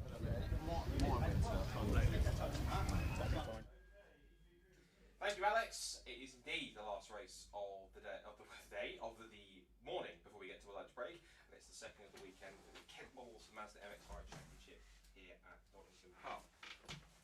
Helps if I turn the mute button off. Right, thank you, Alex. We're now getting to our last race before the lunch break, which is the Kent Models Mazda MX-5 Championship, second of the weekend. And if it was anything to go by from yesterday, we could be about to see another back-and-forth battle between the two men on the front row of the grid. Ali Bray, the still yet unbeaten championship leader in 2025, 10 wins out of 10 now so far, and the man behind him, who is a former champion, Steve Foden, who will be lining up alongside him on the front row. And Steve actually saying on social media and in the interviews yesterday that he really enjoyed the victory and enjoyed the fight that he had with Ali. It was one of his best races he'd had to date. Even though he didn't win, he really thoroughly enjoyed it from start to finish. So hopefully we'll get more of the same in this race today before lunch. So as a result of race 1, the grid is set for race number 2, and that means that Ali Bray once again starts on pole position at the front of the grid, with Steve Foden alongside him on the front row. Steve Bartlett is alongside him on the second row from Neil Chisnell, with then Adam Craig and Harry Storer on row 3, then Thomas Walker and Tim Dorr on the fourth row of the grid, ahead of Michael Green and Richard Wooten in the top 10. Andrea Ballywev is one of the top Masters drivers alongside Martin Tolley. But it's Connor Clifford and Paul Tucker on the 7th row of the grid from Chris Thelwell and Donovan Dyer. Ozzie McLean and Pete Smith, who had some trouble yesterday, he'll start back in row 9, followed by Matthew McCluskey and James Seal, who will want to recover from 20th after he had a spin up at Redgate in race 1. Then it's Clive Chisnell and Matthew Tiller from Tim Storer and Richard Bartlett, then Simon Privet, and then two cars that didn't actually make it towards the end of the race, Dennis Pillamonkin and then Adam Sparrow, one to watch unquestionably from the back of the grid. In car number 19, 27th on the grid after his car didn't even make it to the first corner after it pulled up on the grass just yards from the start. So as we say, it is 10 wins out of 10 for Ali Bray. Incredibly talking to him yesterday in the MX-5 SuperCup assembly area, as he also, of course, is the team boss of Ali Bray, of AB Motorsport. And he was saying that even though it's good to have, he wasn't quite that fussed about the win streak. And obviously, if it goes, he'll be the first person to congratulate whoever takes it, whether it is Steve Foden or somebody else who will take a victory ahead of him. But he's just enjoying the opportunity and so grateful for the fact that he has this great car underneath him, that he's put together this really clean new build of this Mazda MX-5 Mark 1. It's absolutely paying off, and so far he is unbeaten. But I think I will have to give him so far the nickname of Houdini, because whatever happens in a race with MX-5s, he's always in the leading group, but somehow he always finds a way so far to take the race victory. So far he has done it. Is this the race where that ends, or does he go 11 from 11? Of course, only time will tell in the next 20 minutes or so. So getting ready to get going once again. A few drivers to watch out for as well who had some good races yesterday. Steve Bartlett took a podium, his second of the season, after he took his first at Brands Hatch. Neil Chisnell looking pretty strong, and I think is a new car for him, or at least it's a different colour, being blue. A bit different from his father, Clive's usual silver with the kind of multicolour racing stripes down the side. You've got Adam Craig, who had a good effort in qualifying yesterday to put his number 29 machine on the front row of the grid yesterday in qualifying. Harry Storer, who's a former Clubman MX5 champion in the first ever season back in 2021. He starts 6th. And also Tim Dorr, who's a former MX5 Championship Masters champion, making his first appearance this weekend, up there in 7th in car number 7. Thomas Walker's another strong one too in car 21. He took his first podium at Brands Hatch 2. He's quite a young driver who's getting up the ranks and fitting in nicely to the championship. And Richard Wootton, who I mentioned so far this season, is pretty much in the form of his life. Ever since the start of the season, he was up there in the leading group. And we were perplexed, positively, as to how he got so quick and where the pace had come from. But apparently it's genuine pace, as it seems to be. But it's nothing changed on the car, no change to the team, no change to anything in particular. They've just found something in the setup that just seems to click and work with it pretty well. So the cars then make their way one by one towards the grid. 20 minutes. It is a 2x2 start. And of course, we are going to be watching 4 particular cars just forming up at the back of the grid. Adam Sparrow, 27th and last on the grid. How far can he rise, particularly in the first lap? Green flag at the back. Is Ali Bray about to make it 11 from 11, or is somebody finally going to beat the 100% win streak? Let's find out. Race number 2 of the Kent Models Mazda MX-5 Championship here at Donington Park on the full Grand Prix circuit gets underway when the red lights go out, and we're underway and racing once again. A cracking start for Neil Chisnell for the second row of the grid, while Bartlett gets boxed in by both Bray and Foden on the sprint towards Redgate for the first time. One car with 2 wheels on the grass. Down towards Redgate they come. It's 2x2 like Noah's Ark in towards Redgate, and Ali Bray turns it in the lead, and in second place it's Steve Bartlett who elbows Steve Foden out wide. Neil Chisnell's off onto the gravel, as are 2 more. One of them definitely is Pete Smith, the other one I can't tell the number, but they all managed to survive and get through it unscathed. They tumble down through the Craner curves for the first time. Brace to them a lead, and it's still side by side for second as Bartlett sweeps across and takes second place from Steve Foden. 3 abreast into the old hairpin shouldn't work. That's Walker battling with Chisnell and Tim Dorr. That's Chisnell on the grass, tries to find himself a bit more time back in real estate, but as Bray hits the front, it's all action behind. As you can see now, that's I think Richard Wootton's off onto the grass. He's squirming around but gets it back in the mix. Only half a lap, and there's so many talking points. I've almost lost my breath at one point. Alex, you need to take over. I know. I mean, that was absolutely crazy. Oh, with Smith's again. Oh, dearie. That's coming out of McLean, so more elbows out and knives are well and truly sharpened here, Scott, as they filter their way through Coppice for the opening lap. On what, as you said about Adam Sparrow starting stone dead last, as dramas for the number 50. That is Tim Storer, who started down in 23rd position. And more, there was nearly 3 wide going into the Fogarty S's. And one of the cars made it round the outside, but it is literally door-to-door battle, wheel-to-wheel for second and third. I think Foden's just got through on Bartlett, possibly, through the Melbourne hairpin. Adam Sparrow, now where is he at the moment? I think he's made at least the best part of 8 to 10 places, at the very least, by the end of lap number 1, as our leaders come through out of Goddard. So lap 1 in the books, Ali Bray leading the way, looking for an 11th straight victory in a row. He leads Steve Foden, then it's Bartlett, Craig, Storer, Walker, Chisnell, Tolley, Dorr. Adam Sparrow has made it up to 15th on the opening lap, and you're going to possibly see a 3 wide moment here into Redgate. Not quite, as it was the 47 of Abluev trying to go up the inside, manages to hold out of it. Meanwhile, at the front end of the field, it's Bray versus Foden. Ding ding, round 2. Foden looking to try and possibly go up the inside of the old hairpin. Wasn't far enough, or wasn't close enough behind to make the move. As there's going to be a move here. Attempted. Oh, the number 7 goes around. That's Dorr, and he's pointing in the right direction. Is that beached in the gravel? If he doesn't wheel spin the tyres, he might be okay. That could potentially be a safety car, because that gravel can be quite deep, and of course the worst thing you ever want to do is put your foot down and dig yourself further. We'll keep an eye on that. Side by side between Harry Storer and Thomas Walker. That would have been for 5th position. And also charging up is James Seal. He's up to 13th. He started 20th after that spin at Redgate yesterday. He's up 7 places. And look there, that is that is Adam Sparrow trying to figure out exactly where he is. I think he's behind Martin Tolley of all people, if I'm correct. Well, that's 125 is quite further back, so he might not be quite there yet. But we'll wait and see. Now, up to third place has gone Adam Craig. He's now just powered his way past Stephen Bartlett. The marshals are trying to push Tim Dorr backwards if they can. He's not beached in the gravel. I think they're telling him just either put it in neutral and let us push it, or it might well need a bit of a live snatch down there. That could mean at least double wave yellows and a yellow flag zone down into the hairpin. Meanwhile, at the hairpin, it is still 4 for the lead technically, because you've got Ali Bray being chased down by Steve Foden and a very fast Adam Craig and Steve Bartlett. Everyone's piling into the hairpins, trying to be, what, 6th or 7th backwards. And in the mix I can see the silver and orange of Adam Sparrow. Down the outside for believe that Steve Foden looking for the undercut. Still Craig in 3rd place, Bartlett in 4th position. I think they are probably going to cover that incident with Tim Dorr with waved yellows. 4 drivers set the fastest lap of the race, now taken by Neil Chisnell, who is in 5th position, trying to chase after this quartet. In towards Redgate they go. It's Bray from Foden, from Craig, from Bartlett, then from Chisnell. And further back with Adam Sparrow looking across the line. He comes across in 2 laps, has made it up to 10th position from 27th. 17 places gained in just 2 laps, but there are yellows and arms out to the cockpit waving, so they're slowing, I don't think, for a safety car. I can't see the safety car auto flag. Nothing on the timing screen either. I think they're simply just slowing up to acknowledge there are marshals trying to push the car back if he can. So no overtaking into the old hairpin, but the top 5 still together. But yeah, Adam Sparrow driving like he should be, absolutely towards the front and already into the top 10 in 2 laps.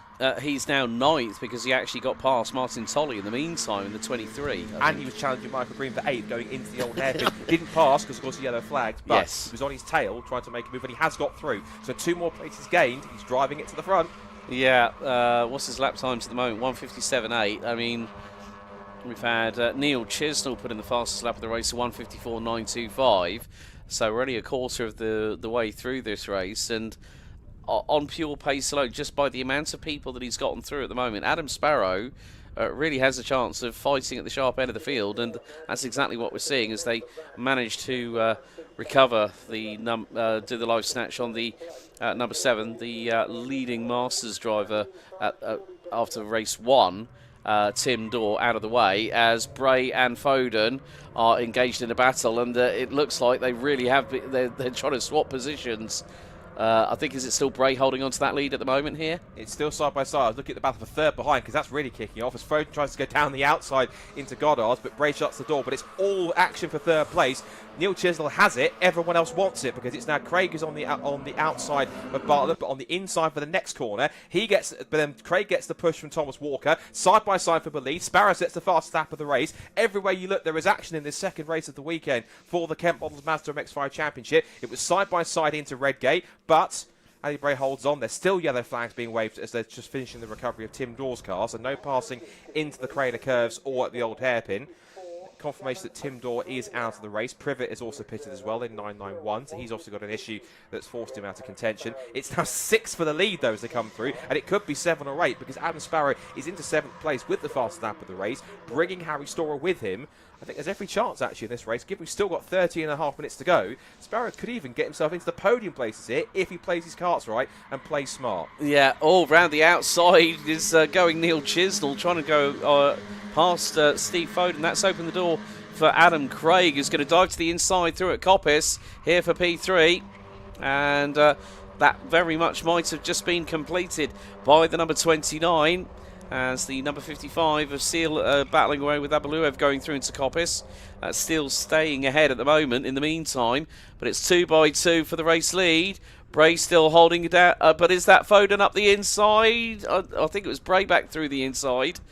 Through into the fog. Yes, this is quite difficult sometimes when you're seeing the blur past. You're trying to make out whether it's 76 or 77. White and purple for Bray, white and gold for Foden, but he might do second here because Chisnell diving up the inside into the hairpin for second. And look in the pack, you can see the silver and orange car. That is Adam Sparrow into 6th. He's got past Thomas Walker. He's also brought with him Harry Storer and Michael Green. Martin Tolley's on the tail of this as well. We're going to have a 9-car fight for the podium places and the win here as they head down towards the Goddard's hairpin. What will happen next, we don't know. What we do know is Chisnell is up the inside for second, takes this position at least initially, but Foden, if he can stay there, will have track position for the next corner, which is the right-hander at Redgate. If he gets the side draft and pulls himself back alongside, Bray gets a small minute moment of respite as the cars battle behind for second place. That's what he wants. He's looking, thinking, great, you two fight behind me. I'm going to try and clear off and make it my 11th win of the season. He's still got just under 12 minutes to hold on to this one, as Chisnall now takes second place, or that he was in second place, loses it again to Foden. This is a key thing now in this one, Alex. Yep. Foden is now so busy trying to fight off Chisnall, who is on his pace, and also Adam Craig is in there as well, and also don't count out Adam Sparrow, who is on the tail of this group now for the 5th position, in 5th position, having also now passed Stephen Bartlett, who has also lost a place to Thomas Walker, who's now off the road. I don't know where to look because everything's happening all at once. I know, it's just like pick a card, any card, and hope it sticks. But at the moment, that's 22 positions gained by Adam Sparrow in 4 laps, which is an impressive feat. And now he's closing in on the 2 in front. So that is going to be Chisnall and Craig. So, and there's dramas for Simon Privet again in the 991 car. And he just pitted, so obviously issues for him. So it's not really been a great race for him. Gives a thumbs up to the marshals. I'm okay, everything's fine, I'll carry on. And now look at, I saw Sparrow, who's going to look at the outside, possibly for 4th place on Adam Craig. So if he makes that stick into the S's, that's another place gain for Adam Sparrow. And there's still half the race left to go. Oh! And off the road, that's Clive Chisnall. Also, whilst Clive Chisnall rotates the car and faces the wrong way, it's his son Neil is doing the business up at the front for the podium places. Out of harm's way, keeps it going. And Sparrow has gone for it. He's up the inside of Chisnall. He's got past Craig and Chisnall. Adam Sparrow is into 3rd place.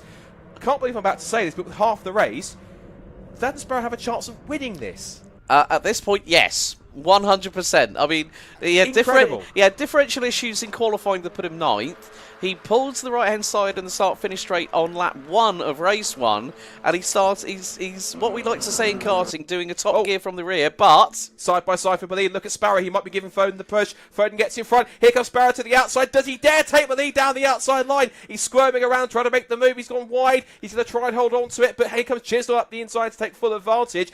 Adam Sparrow is in this lead group. He is in the conversation for a race victory. Bray still in front somehow. Chisnall side by side for 3rd place. Here comes Adam Craig back down through the crane of curves in green and yellow. All action for the top 5 down towards the old hairpin. This is absolute finest.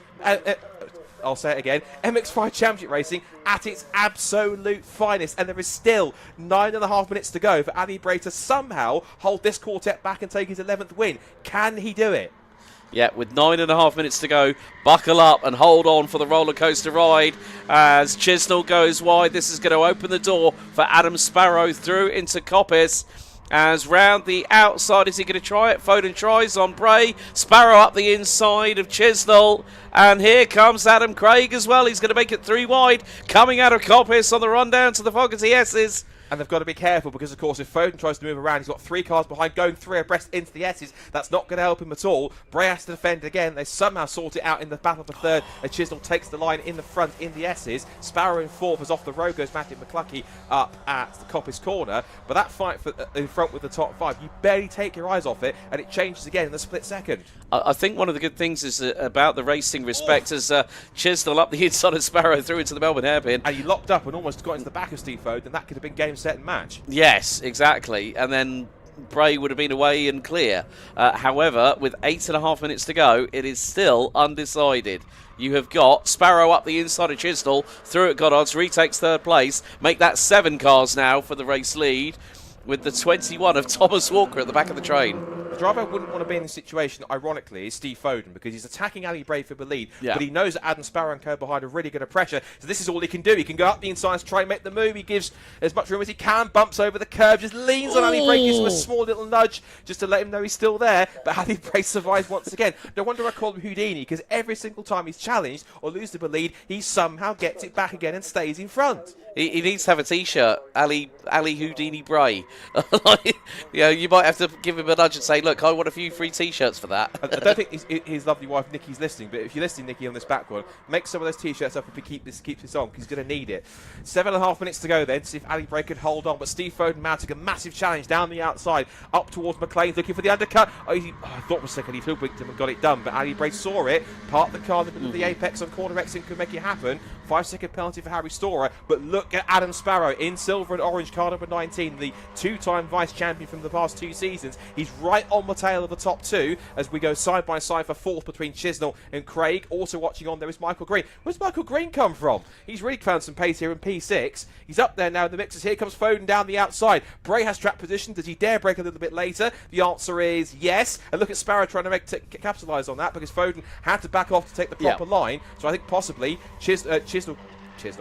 Sparrow could be putting Foden under threat for second by the time they get back down to the Melbourne Loop when the camera switches now. He hasn't done it yet. It's 3 wide now for what will be 4th position. Michael Green's got 2 for the price of 1. Look at that, up the inside of both Adam Craig and Neil Chisnell. What a move from Michael Green up into 4th place. That is incredible. But like you say, with regards to Foden and Sparrow, Sparrow is just waiting for something to happen. But he's got to do something sooner rather than later. He's going to dive to the inside. Through at Goddard's. He's through on Steve Foden, possibly. As they've now got the run down to Redgate. Sparrow to the outside, Foden to the inside. Bray still holding on to the race lead. Foden will give a bit, giving Bray the push, but he cuts off the avenue for Sparrow, goes to the outside line. Sparrow thinks, right, if you're going to block me, I'll just go back down the outside again if you're going to make it that difficult. Into Redgate they go. Sparrow still holds the inside line. They stay in status quo. Where's Michael Green come from? He's now on the outside of possibly all 3 of them. Got a massive slingshot round the outside of Redgate corner. He is side by side for 3rd place with Adam Sparrow. Through the Craner curves, wheel to wheel. Green and Sparrow down towards the old hairpin. Sparrow has track position. Up the inside he goes. Michael Green's a good driver, but I've never seen him being this high up in a race. 4th position. Where this pace has come from, I've absolutely no idea. But he's challenging for a podium position, or dare I say it, potentially even a race win if it finds out like that. What on earth happens in the next 5.5 minutes? I could not tell you. And this is exactly what we love in motorsport. Unpredictability. The next 5.5 minutes, to use a current term, is going to be absolute cinema. I'm absolutely sure of it. Yes, it's like a Hollywood script being written before our very eyes here, Scott. I mean, Michael Green started 9th on the inside of row number 5. So, as you said, where has this pace come from? Sparrow we knew was going to be quick, but after 2 laps, bringing himself into the fight, Foden covers Sparrow off, who in turn covers Green off, and then Foden up the inside. Is he going to try for the move here at the foggy? Yes, it's locks up. There was a lock-up. What happened? It came off the screen. Was there contact? Did they survive it? The camera doesn't show us the exit there, so we have to see exactly what the order is. They're all amongst each other. Bray hasn't got the lead anymore. 3 abreast of a lead down the inside. Is he going to make it? Adam Sparrow takes the lead from 27th on the grid, and I think Michael Green's gone for 2nd place. It's 6th for the lead now with 4.5 minutes to go up towards the Goddard's hairpin. So Ali Bray once again has to pull another trick out of the book if he can get himself his 11th win of the season. But I think Alex, this might be the race where he might well lose out. It's 3 abreast for 3rd as Ali Bray holds on from Thomas Walker, who's come from somewhere as well. Thomas Walker's back into this. He's on the grass, side by side with Michael Green. Adam Sparrow from the back of the grid with 4 minutes to go leads this race with Steve Foden in the 2nd place. Ali Bray's back to 3rd and defending hard from 3 cars for 3rd position. How does he get out of this one? Well, I don't honestly know. I mean, the thing is, Adam Sparrow doing the top gear from the rear. 4 minutes to go. Started stone dead last. Retired in race 1. And he's at the front end of the field. And like you said, Ali Bray's got to pull more than a Houdini trick out of the playbook to try and do what he can to get that 11th straight victory. But with Steve Foden in 2nd position, there's a gap now of about 4 tenths between 2nd and 3rd, and it looks to be expanding. But if Sparrow and Foden start battling like Bray and Foden did earlier on in the race, then there is an opportunity. You're going to see now that Ali Bray is going to start closing in, as we've got. That's another time penalty. That's another track. Yeah, that sounds like another track limit penalty as well. So. Yeah. Get my breath back for a second. I know. And Ali Bray's now on the back of the top 2 again. So Adam Sparrow Company leads, but the question's got to be for how much longer, because now Steve Foden's back down the outside. Steve Foden again must be thinking, what do I have to do to lead this race, to hold it for and a he's lap? got him. He's gone through. He's gone up the inside line. Bray's up for seconds. Going for the Whoa! lead. Can he get it stopped into the S's? If he can, that would have been one of the best moves I've seen all weekend. Ali Bray went to go past both Sparrow and Foden into the chicane. Do they come out the other side all in one piece? The answer is yes, just down towards the hairpin they go. Bray's gone back down to 4th position. Sparrow still holds them all off. It's 3 abreast. They make contact into the hairpin. Thomas Walker's gone to 2nd place. Again, where he's come from, I've no idea. He's in that pack, but he's over the opportunist. There is still 2.5 minutes to go. I've got down to the podium for this, but I don't want to leave because I want to call this to the end and see this happen in front of me. Thomas Walker 2nd. Bray's gone back to 2nd place. Foden's back down to 4th now. He's got Michael Green and Adam Craig in there too as well. Also the mix is Harry Chisnell and Steve Bartlett, who is third at one point. And somehow, once again, Ali Bray's going for the lead once more. Down the outside, he went to go for the switchback. Didn't make it work because Sparrow was on his inside. Bray going down the outside into Redgate. Sparrow stands his ground. They're wheel to wheel on the exit. A little rub as they come off the corner. Then out side by side again as they go through Hollywood and now towards the Crater Curves. Foden's in there as well. So is Walker side by side. They're practically going nearly 4 wide through the Crater Curves. This is extraordinary. Ali Bray back to the front. How on earth is he doing this? Down towards the old hairpin. Sparrow down to second. Foden wheel to wheel with Walker through the old hairpin. Side by side. This is incredible MX5 racing. Here comes Adam Craig, Michael Green, then Chisnell, then Bartlett. But Ali Bray so far has done it yet again. He's back to the front. And the top 8 last time around, Scott, were covered by 1.8 seconds. The scramble for third really kicking off now. A little bit wide there for Walker in the 21. He nearly goes off onto the gravel and loses a position or two in the meantime. But Ali Bray, Mr. Houdini, is back at the front of the field. It's side by side with the 29. That's Adam Craig going round the outside. That's for 4th place coming out of Coppice. 1 minute and 15 still to go. We'll have one more lap remaining. And still, it is going to be Bray. And Craig's got a 5-second time penalty for track limits. So that's going to take him out of contention. But it is the case now. It is between... that's McLucky in the pits, but it's Sparrow, Bray and Foden. Those are your 3 that are battling as Sparrow goes towards the outside of the Melbourne hairpin for the crisscross. How do you call this with a lap to go? Ali Bray Somer's going to have to hold back the tide and put on the defensive drive of his life to hold on to this race lead, with Steve Foden and Adam Sparrow chomping at the bit right behind him into the Goddard hairpin for the second to last time. Oh, there's contact! Adam Sparrow went down the outside of Ali Bray, gets up onto 2 wheels and holds on to it for the time being. He carries on somehow. But what on earth happened there? I think Sparrow tried to go down the outside, Bray through the block, and he keeps on holding on. So one more lap here. I didn't look away from the screen, but I've got to go down for the podium finish here. So good luck, Alex. One more time around. Can Ali Bray hold on, or will the win streak finally be broken? Let's find out. Thank you very much, Scott. So on to the last lap here on lap number 11. Oh, and there's a little bit of a run-off wide coming out of Redgate as we go down the hill into the Craner Curves for the final time.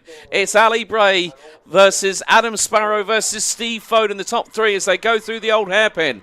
Up the hill through Starkeys and Schwantz for the final time. It's wheel to wheel, side by side, as the number 8 of Neil Chisnell gets through on Adam Craig, who has got a 5-second time penalty for track limits. The timer has hit 0.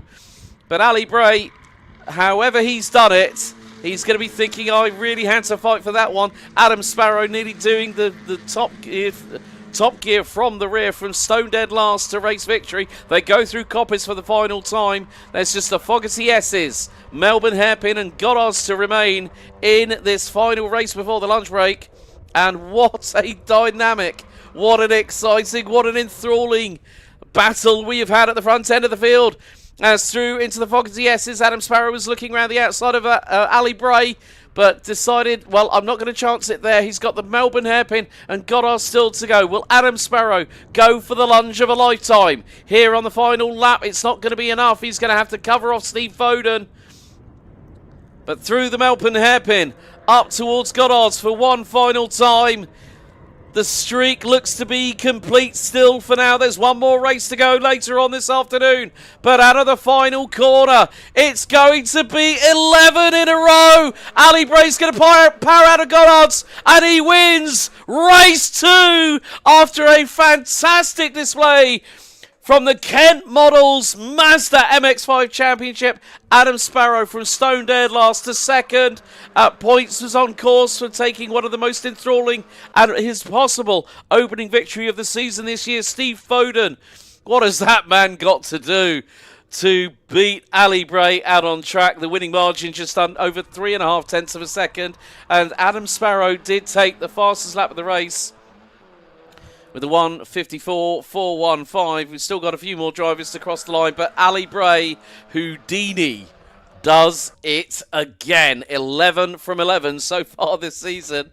And we've still got their last race to go just after around about 5:25 this afternoon. We've still got a few more drivers to come across the line, about another 6 to go. So we've got Clyde Chisnell coming across the line. Then following on from that will be Richard Wood, will be the number 3. Richard Wooten, who started 10th on the grid. Then it's going to be Tim Storer in the number 50, Dennis Pilimonkin being the last of the classified finishers behind Simon Privet. But, well, the headline reads as thus: Ali Bray, Mr. Houdini, does it again, and this time it's another double. There's one more race to go. He wins after 11 exciting, captivating laps of race 2 of the Kent Models Mazda MX-5 Championship here at Donington Park Grand Prix as part of the Nankang Tyre summer race weekend here in Leicestershire. And he wins by just 3.5 tenths of a second ahead of Adam Sparrow, who came from the back of the field to finish P2 ahead of Steve Foden. So Michael Green in 4th, Thomas Walker in 5th, the top rookie. Then it was Steve Bartlett, Martin Tolley, the top masters ahead of Andrei Abluev, with Adam Craig and Colin Clifford rounding out the top 10. Then it was James Seal and Pete Smith, Neil Chisnell, Chris Thelwell, Paul Tucker, Harry Storer, Donovan Dyer, Richard Bartlett, Ossie McLean and Matthew Tiller rounding out the top 20. Clive Chisnell, Richard Wooten, Tim Storer and Simon Privet rounding out 24th after that one. And then Dennis Pilimonkin rounding out the top 25. Matthew McLuckie ending up 2 laps down, and Tim Dorr 10 laps down, having been beached out of McLean's. So the field makes its way into pit lane. And there he is, the man who's done it again. So 11 out of 11. So without further ado, let's head down to Scott Woodwiss in the pit lane, as he will be very shortly with the 11-time race winner this season, Ali Bray. I've only got one word for that. Wow. Just incredible racing for the Kent Models Mazda MX-5 Championship. That's genuinely some of the best racing, and they're all embracing, they're all giving each other a hug. Apologies if you heard any expletives at all. Unbelievable. Brilliant stuff from all of them involved. A great win, a great drive in second, and of course Steve Foden might be a bit aggrieved with third, but again, there's all hugs and smiles all around, and they deserve it. That was genuine. I think that's contender for race of the weekend so far. Absolutely incredible. And through it all, the story continues, because there's still one man on the top step of the podium, still one man that still leads it in unbelievable stuff. So let's see if we can quickly dive in and have a word. Ali, I've only got one question, one word: how? How on earth did you do that? That was unbelievable. I don't know. He's Ali Bray. There's that. As you say, magic on the mic, Houdini. But oh mate, as far as Mazda racings go, that's right up there. That's contender for race. It's by far race of the weekend, and just so back and forth. And again, you're living up to the nickname given, which is Houdini, because even though you fall backwards, you still find a way to get to the front. I think people are wondering how you keep doing this. I know. I just, as I said to you like the other day, I'm really feeling no pressure. I'm just over the moon to be here, and just really enjoying my racing. I can't thank the team enough. My wife, all the family, Paul Austin, Graphics Lab, Finish Line UK, Revivals Rolling Road. If it weren't for all these guys, I wouldn't be here anyway. So, no, it's a credit to all of them. And yeah, hope you guys enjoyed watching it. Enjoyed it. We were going beside ourselves in the commentary box. It was unbelievable stuff. And if that's not an advert for a championship like this and racing like that, I don't know what is. That was unbelievable stuff. No, I can't wait to do it again later. So now I've got to ask you the question. You're 11 from 11 now. You've now got to go for 12 from 12. Be rude not to, wouldn't it? We'll see. We'll see. Go and celebrate that. That was unbelievable. Well done. I keep using the same word. I can say the same about the man in second place, Adam Sparrow. And he gets a hug as well, deservedly. I'd have to give you a handshake as well. Well done. And I'll ask you the same question, one word. How did you do that? 27th to second and even contention for the win. Fantastic drive.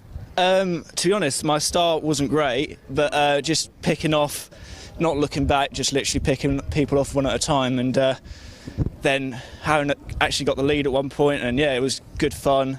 I think we're lacking a little bit, but yeah, really enjoyed it.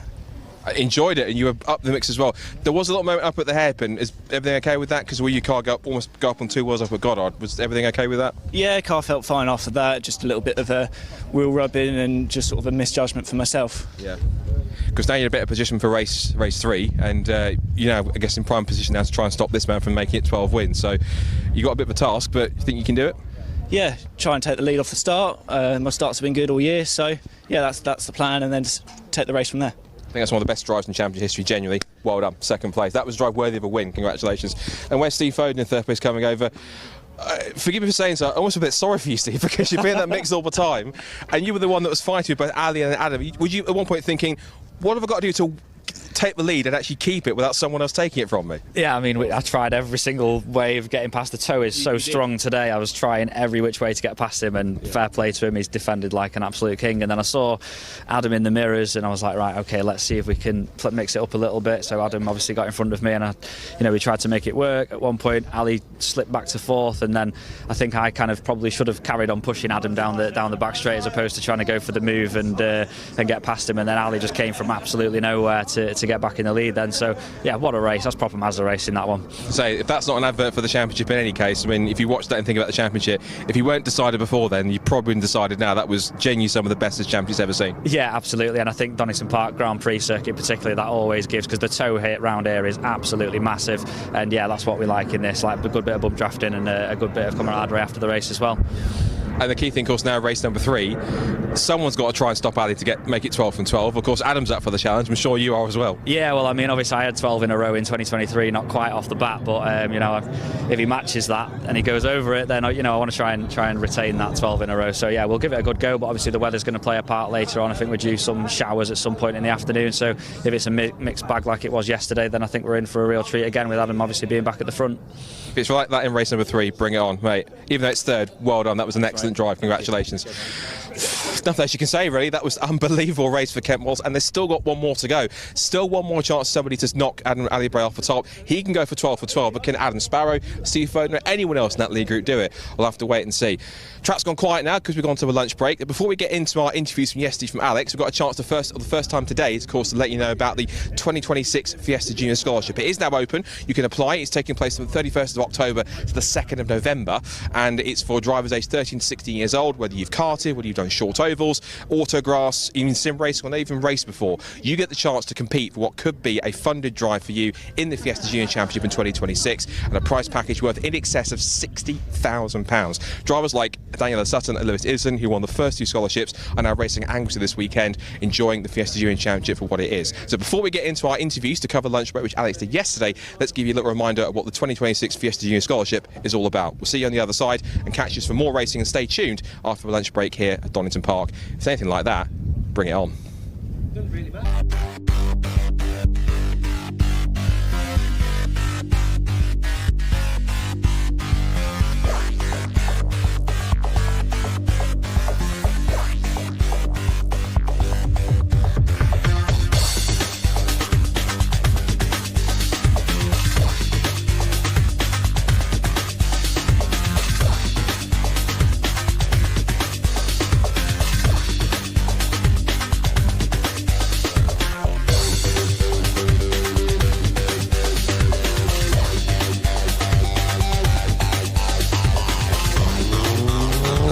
Seen the smiles on the faces of all the drivers getting out, and the coaches as well are really enjoying their time in the Fiesta Junior Mark 7. So I want to sort of work with these drivers, find that next person that's going to be the next big driver in the Fiesta Championship.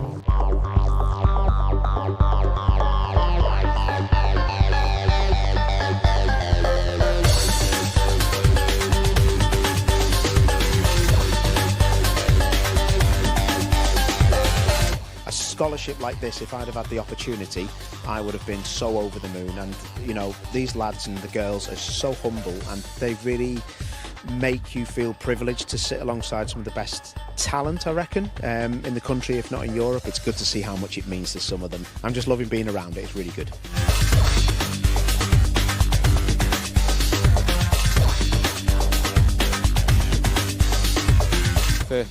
The Fiesta Juniors is where I started. Such a spread of varying different experiences, so much potential and so much talent.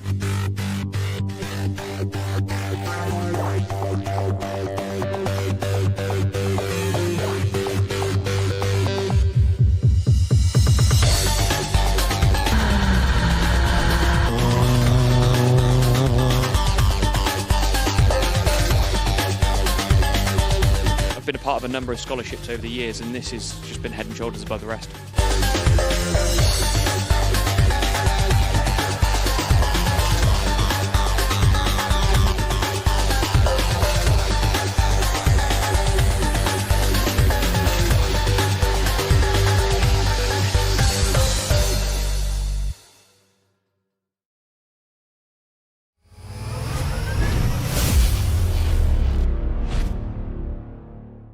So, for the Kent Models Mazda MX-5 Championship, a man who I've known back from the TKM Extreme days for the Motorsport UK British Kart Championships, Adam Sparrow in the number 19, currently 5th, coming here to Donington Park. We've known each other for quite a long time, and you know, how's it been since we last spoke, you know, going from karting with the likes of Talco Racing to now being in the Kent Models Mazda MX-5 Championship here in 2025? Well, we've had a couple of good years, 2 times vice champion the last couple of years. It's just been a bit of an interesting start to the year. Did not start last time out at Snetterton due to a kill switch issue, and just had lots of little niggly issues that's just sort of hurt my total chances. But we've had some good fights with Ali and Steve, and I've really enjoyed sort of the battles we've had. They've been absolutely mega. I mean, obviously, from a karting to racing car perspective, obviously you've got a roll cage. That is pretty much exposed to the elements because there's no fabric roof on these cars. But for anyone that wanted to go from karting to go into, like, say, Mazda MX-5s, how would you recommend them going about it? Well, it's certainly Mazda MX-5. There's not really too much different. The only thing that you really need to get used to is that sort of a little bit of body roll, and obviously if you start to load the car, then it might snap on you. But apart from that, from karts to certainly Mazdas to TKMs, the way you want to drive them, the way you want to carry the speed is all pretty much identical. Now, obviously, we're now into round 4 of the season. Wins have been elusive. We're not going to talk about qualifying because we've just discussed about that bit behind closed doors, but that win is on the verge of happening for you, isn't it? Yeah, exactly. I mean, 3 wins last year, 5 wins the year previous. Coming up to some circuits that I've done very well at in the past. I've got a couple of wins here previously as well, so fingers crossed it will all fall into place. Adam Sparrow, thank you so much for your time as always, buddy, and all the very best of luck here in Leicestershire. Thank you very much.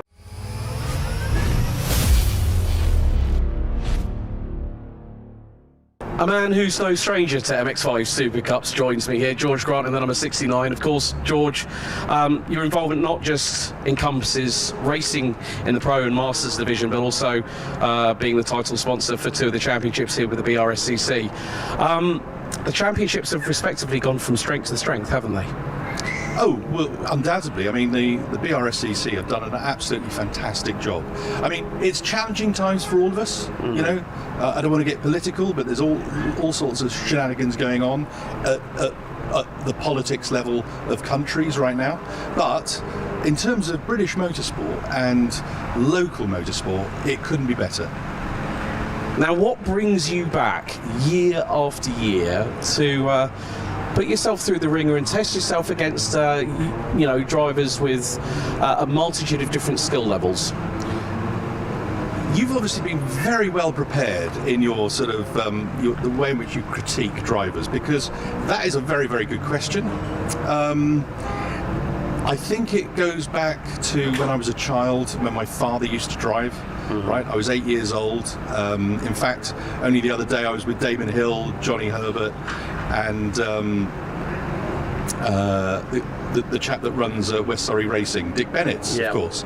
And that's actually what brings me back, because the memories of motorsport as a kid, I'm sure everybody can sort of relate to that. And I was just talking to the clerk of the course today. I mean, one of the reasons why he does it is because his dad brought him to a motorsport, and I think it's part of your DNA. To kind of not come to a motorsport event or be involved in some shape or form is like ripping the guts out of you, I think. And I think a lot of people can relate to that. I think it's like the old saying goes, you know, when you're not racing, everything else is, when life is racing, everything else is just waiting, and that's what we all do. We all love this sport, passionately, and obviously with the work that Clapham North MOT continues to do, servicing the local area with regards to servicing, MOT, diagnostic and repairs. It's really good to see this brand as part of the one of my favourite one-make series is here in the United Kingdom with Mazda MX-5s. Everyone's on the same level playing field, and it is all about drivers just putting themselves to the limit. Yeah, there's a little bit of rubbing, there's a little bit of paint swapping, but that's about the fun of it, isn't it, George? Sure, yeah. And you were obviously quoting Steve McQueen there, yes. Right? And obviously you, in your capacity, you go around the world now, don't you? In all sorts of shapes, and so you can actually, when you come down to Donington, a historic British motorsport event like this, it's fantastic. You see lots of old friends, you see new people coming through, and motor racing is as much about the track time as it is about the camaraderie, and actually meeting people that you would not normally meet in your day-to-day life. It all sort of comes together and kind of we collaborate in a very strange way, which is on the track, near fisticuffs, but not quite. Well, George, the very best of luck here at Donington Park GP in the SuperCup division. Well, thanks very much, and obviously just a big thank you to those very nice people at Clapham North, because without them we wouldn't be here, and it's great to support British motorsport in the way the guys at Clapham North do. Thanks very much.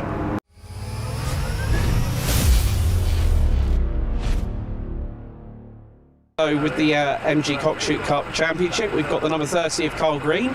Carl, good to see you here at Donington Park. What attracted you to the championship? Because it's been running for a very, very long time, since the late 1930s. Yeah, I joined probably, I think it's, well, time flies, I think it's probably about this might be the 9th year. Originally I was going to go into the MG Trophy, but when I went to meet Dan Sturridge about racing, I met the guys at the time who were in the Cockshoot Cup, and they were such a nice, friendly bunch, and I jumped with them rather than MG Trophy. Just seems a real nice set of people to race with, and the race fair, do you know what I mean? And it's good fun. It's nice to see the older models of the heyday of MGs. When we got the midgets, we got like your, I think if I remember, is it a ZS or is it a ZR? ZS 180. 180. So the fire-breathing one at the back end then. Yeah, it's got the V6 in it. It goes quite well. Yeah. I mean, the thing is, I still remember the days when my mum used to have an old school MG BGT on a driveway, bright banana yellow with the black plastic bumpers, H-pattern 4-shift with an overdrive switch. I mean, quite a different beast to what this car is, isn't it? Well, that'd be worth some money now if you had that now, though, wouldn't it? But yeah, still a lovely car. I used to own a ZR, MG ZR back in the day, well, my wife did, and they're great little cars. And the ZR, ZS, handles so well. It really was a well-made chassis. I love it. It's one of my favourite tracks. Goes really well around here.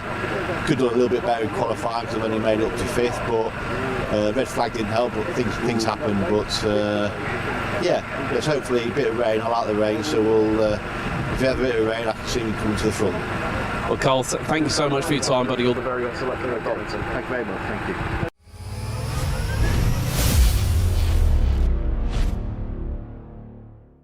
So for the Brscc Pro Sports Sprint Series, we're with the number 40, Jazz Sapra, in this wonderful M3 that we see. How are things? Yeah, it's not too bad. We went out on slicks and it just decided to rain, and then we brought it back in, and quickly the lads put the wets back on, and I think we were P2, I think, overall.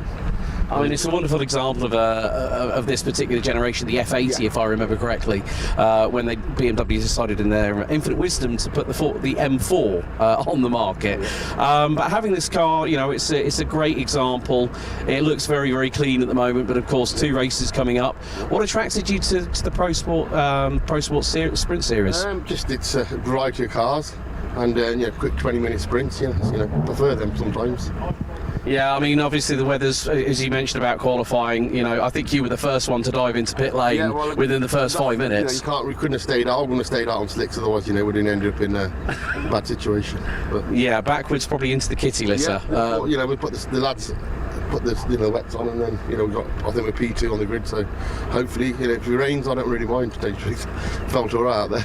I think you can really push this F80 M3 to the limit in two 20-minute sprint races rather than sticking out there for an enduro. It's a car that's meant to be driven hard, isn't it? Yeah, it'd be good for the enduro race as well. We haven't got the quick fill system quite fixed yet. Hopefully, if they get it there next time, then we'll probably do the SuperSport endurance as well. What would you say for anyone that's looking to enter a series whereby it's based on brake horsepower per tonne rather than sort of like throwing everyone into the melting pot? What would you say to someone that might want to join a sprint series like this? I think most cars are eligible, aren't they? Power to weight, and I think any car's eligible, isn't it? I think. Yeah, from Fiesta to a Lamborghini, from a Clio to a Lamborghini Super Trofeo, or a Porsches and all that. I think it's a good series to come. It's only his first year, but I think it will pick up hopefully. Brilliant, Jazz. Thanks so much for your time, buddy. All the very best of luck here at Donington. Thank you, mate. Cheers.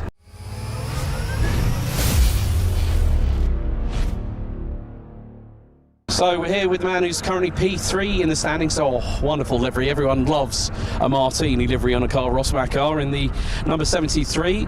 Ross, it's been a pretty challenging season so far, up at the front of the field when everything kicked off at Silverstone earlier on this year. But how are you finding the championship so far? Ultra competitive is the only way I'd put it. We've raced in a lot of series over the past 20 years and this is ultra competitive. We're a little bit off the front guys, but we're scoring consistent points, just trying to do the best we can. We're getting closer and closer every race, so we're improving, but it's a tough series. I mean, especially when everyone's got the same equipment, the fantastic 2-litre TFSI engine underneath that bonnet of that car, and also the Generation 1 Audi TT always cuts a wonderful shape. What's the biggest thing from a one-make standpoint that you love about this series? I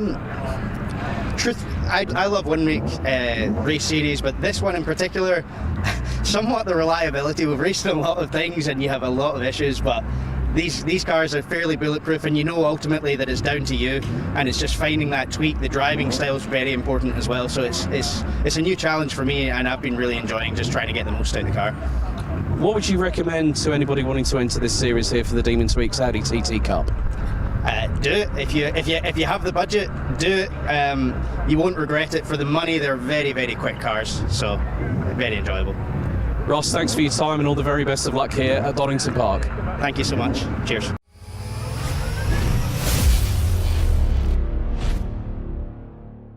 For the SW Motorsports Club Sport Trophy, we've got Andrew Bond in the number 79 Class B Civic. Firstly, what attracted you to this championship? I think long entry races. The price point really good, really strong. I started doing Club Sport Trophy in 2019 and then I've stayed with it ever since. I mean, obviously you develop a car over a particular amount of time, and obviously seeing your style of Civic, very old school, unlike what you see nowadays with the FN2s and the other generations like we see in the Milltec Sport Civic Cup, for instance. What is it like just throwing this around a circuit? The behind of the car, a little sketchy at times.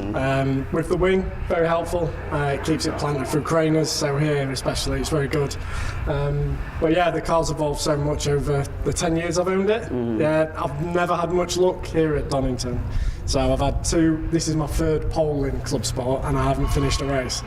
So touch wood from my side that things go a little bit better for you, but what would you say to anyone that's looking to enter into this series, and obviously with it under the governance of the Brscc, what advice would you give to anyone that's thinking, no, I fancy something different, because obviously it's dependent on power output rather than throwing everyone into a melting pot and hoping that everyone sinks rather than swims?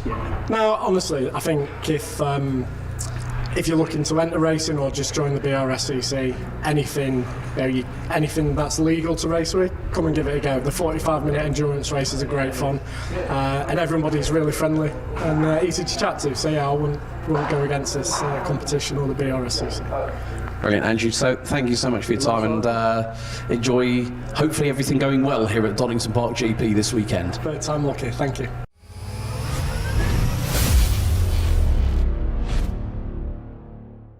Right, Jordan Pimley joins us in the number 500 for the Clapham North Mazda MX-5 Clubman Championship.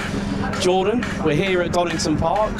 Weather's been doing its thing here in Leicestershire, but coming into this round of the season, you're P3 overall in the number 500, 2 wins, 3 fastest laps so far. What is it that attracts drivers like yourself to this kind of championship? So initially, it was actually a very good friend of mine that race back in 2016, Andrew Adams, and then further on from that, Aaron Mason. So I was watching those basically, and went to a couple of rounds. In fact, I came here to watch them as well live, and then I was sat at home with my dad around about 2019. Back in the old Motors TV and Motorsport UK days, you know, and we were sat watching the racing, and it looked brilliant on TV, and he said, well, do you fancy having a go? So it kind of triggered from there, found a car and got out. I think that's one of the good things about a one-make series where everyone's on the same level playing field, you're all at the same tracks, and it's just about driver skill that's paramount. What's the biggest thing when it comes to trying to handle one of these things on a circuit around here at the, not just Donington Park, but around the UK? A lot of it is just about seat time. The more you can get in the car, the more laps you can do in it, the more comfortable you feel. You really need to be happy with the car sliding about and moving underneath you. With the rear wheel drive, you're always driving it on that limit, so if it's kind of planted and smooth, chances are you're pretty slow. What advice would you give to anyone, Jordan, about entering into this championship and how well the Brscc organises it? Don't bring a new fresh car because there's always a dent at the end of the weekend. But no, it's great. We have really, really big grids. The biggest advice I can give is get your entry in early because they fill up pretty quickly. But yeah, you can come with a team, you can come on your own. Anything you can to try and keep costs down. It's just a wonderful championship to be a part of. Jordan, thanks for your time. All the very best of luck here at Donington Park. Thank you very much. Have a good day.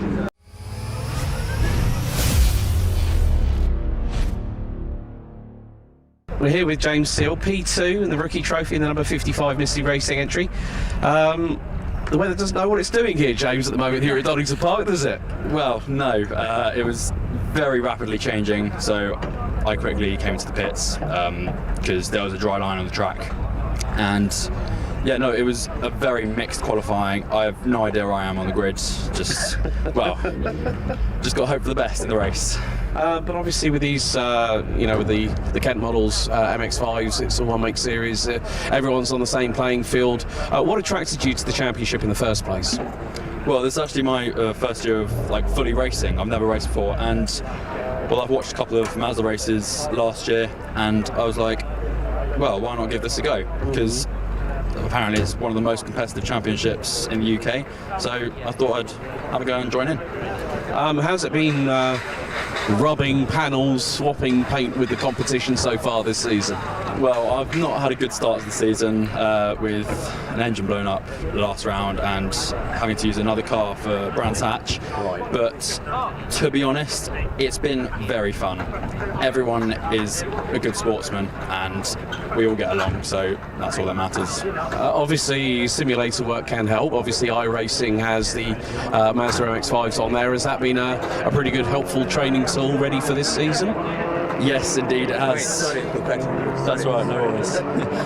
Yes, iRacing has been a lot of help. I mean, I was on iRacing the other day with Callum Thorpe, who's in the clubman, and we were just practicing different lines in the wet and dry just to get a feel of it and see where we can be. Brilliant, all the very best of luck this weekend here at Donington Park. Thank you very much, thank you.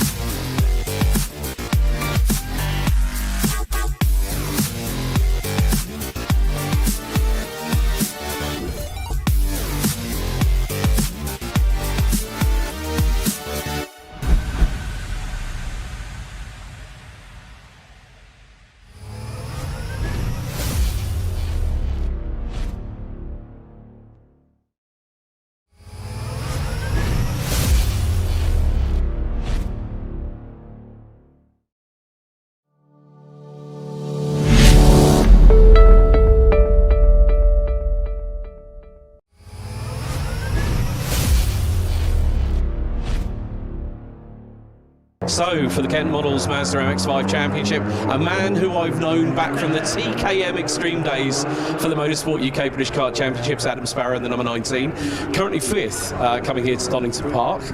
We've known each other for quite a long time, and you know, how's it been since we last spoke? You know, going from karting with the likes of Talco Racing to now being in the Kent Models Mazda MX-5 Championship here in 2025? Well, we've had a couple of good years, 2 times vice champion the last couple of years. It's just been a bit of an interesting start to the year. It did not start last time out at Snetterton due to a kill switch issue, and just had lots of little niggly issues that's just sort of hurt my title chances. But we've had some good fights with Ali and Steve, and I've really enjoyed sort of the battles we've had. They've been absolutely mega. I mean, obviously, from a karting to racing car perspective, obviously you've got a roll cage. That is pretty much exposed to the elements because there's no fabric roof on these cars. But for anyone that wanted to go from karting to go into, like, say, Mazda MX-5s, how would you recommend them going about it? Well, it's certainly Mazda MX-5. There's not really too much different. The only thing that you really need to get used to is that sort of a little bit of body roll, and obviously if you start to load the car, then it might snap on you. But apart from that, from karts to certainly Mazdas to TKMs, the way you want to drive them, the way you want to carry the speed is all pretty much identical. Now, obviously, we're now into round 4 of the season. Wins have been elusive. We're not going to talk about qualifying because we've just discussed about that bit behind closed doors, but that win is on the verge of happening for you, isn't it? Yeah, exactly. I mean, 3 wins last year, 5 wins the year previous. Coming up to some circuits that I've done very well at in the past. I've got a couple of wins here previously as well, so fingers crossed it will all fall into place. Adam Sparrow, thank you so much for your time as always, buddy, and all the very best of luck here in Leicestershire. Thank you very much.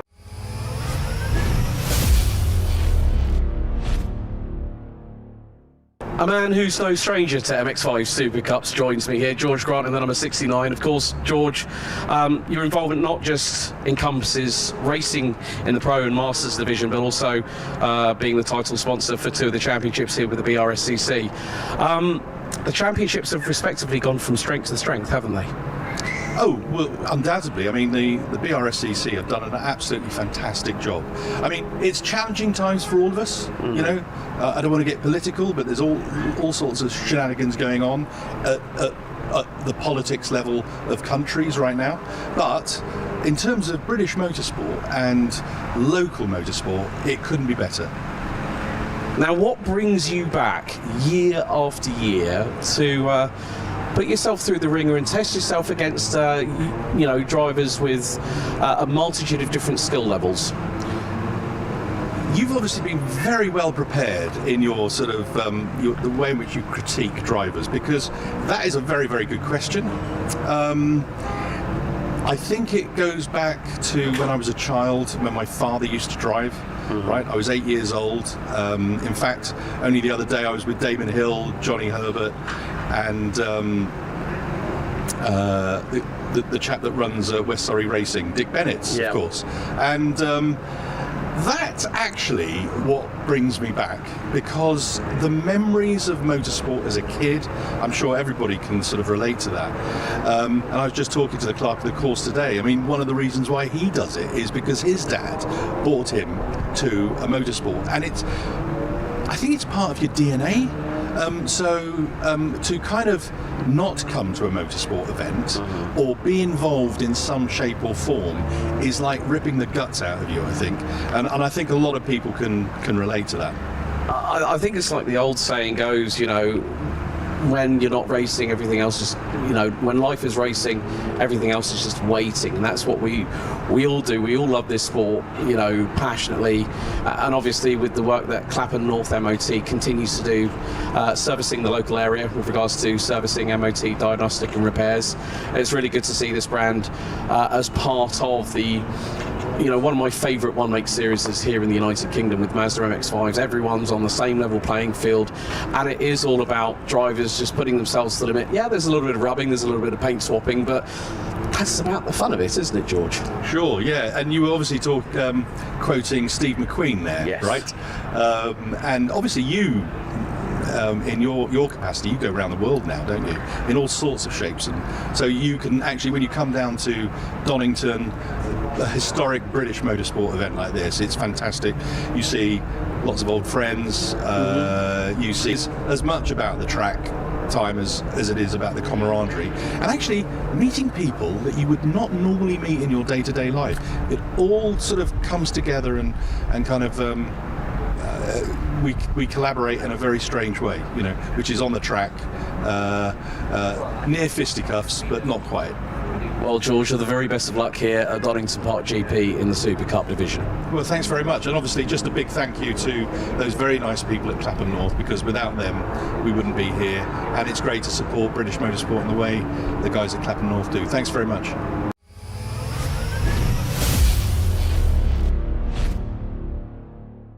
So with the MG Cockshoot Cup Championship, we've got the number 30 of Carl Green. Carl, good to see you here at Donington Park. What attracted you to the championship? Because it's been running for a very, very long time, since the late 1930s. Well, I joined probably, I think it's, well, time flies, I think it's probably about this might be the ninth year. Originally I was going to go into the MG Trophy, but when I went to meet Dan Sturridge about racing, I met the guys at the time who were in the Cockshoot Cup, and they were such a nice, friendly bunch, and I jumped with them rather than MG Trophy. Just seems a real nice set of people to race with. The race fair, do you know what I mean? And yeah, it's good fun.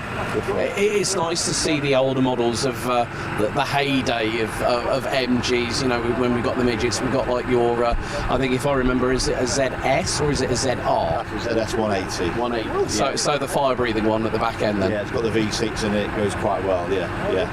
I mean, the thing is, I still remember the days when my mum used to have an old school MG BGT on a driveway, bright banana yellow with the black plastic bumpers, H-pattern 4-shift with an overdrive switch. I mean, quite a different beast to what this car is, isn't it? Well, that'd be worth some money now if you had that now, though, wouldn't it? But yeah, still a lovely car.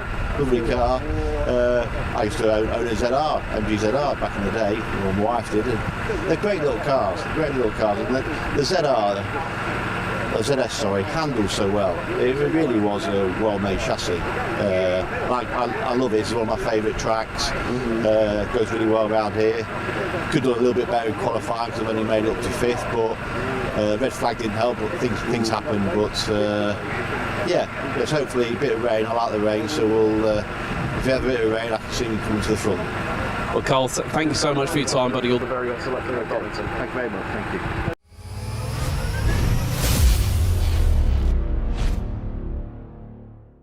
So for the Brscc Pro Sports Sprint Series, we're with the number 40, Jazz Sapra, in this wonderful M3 that we see. How are things?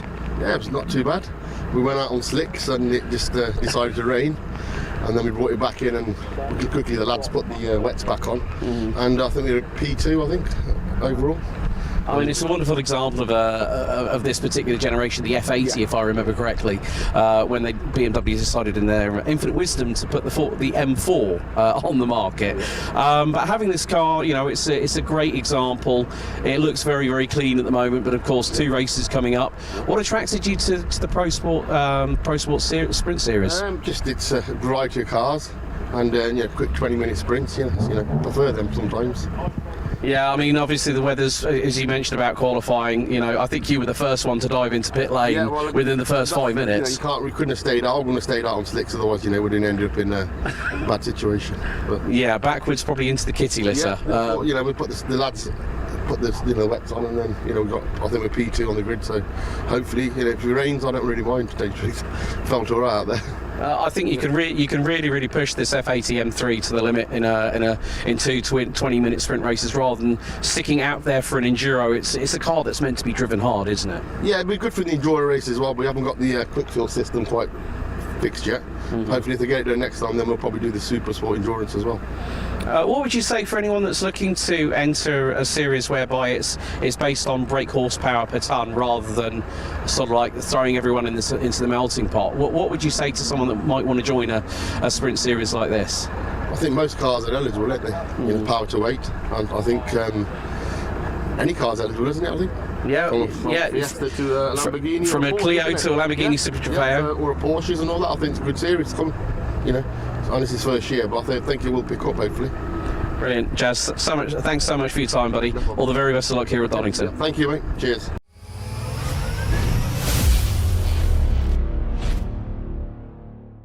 So we're here with the man who's currently P3 in the standings. Oh, wonderful livery. Everyone loves a Martini livery on a car. Ross Mackar in the number 73. Ross, it's been a pretty challenging season so far, up at the front of the field when everything kicked off at Silverstone earlier on this year. But how are you finding the championship so far?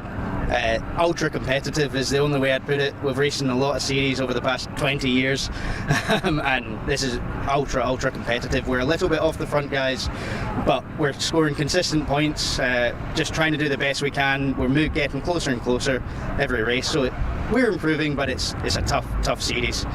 I mean, especially when everyone's got the same equipment, you know, the fantastic 2-litre TFSI engine underneath that bonnet of that car, and also the Generation 1 Audi TT always cuts a wonderful shape. What's the biggest thing from a one-make standpoint that you love about this series? I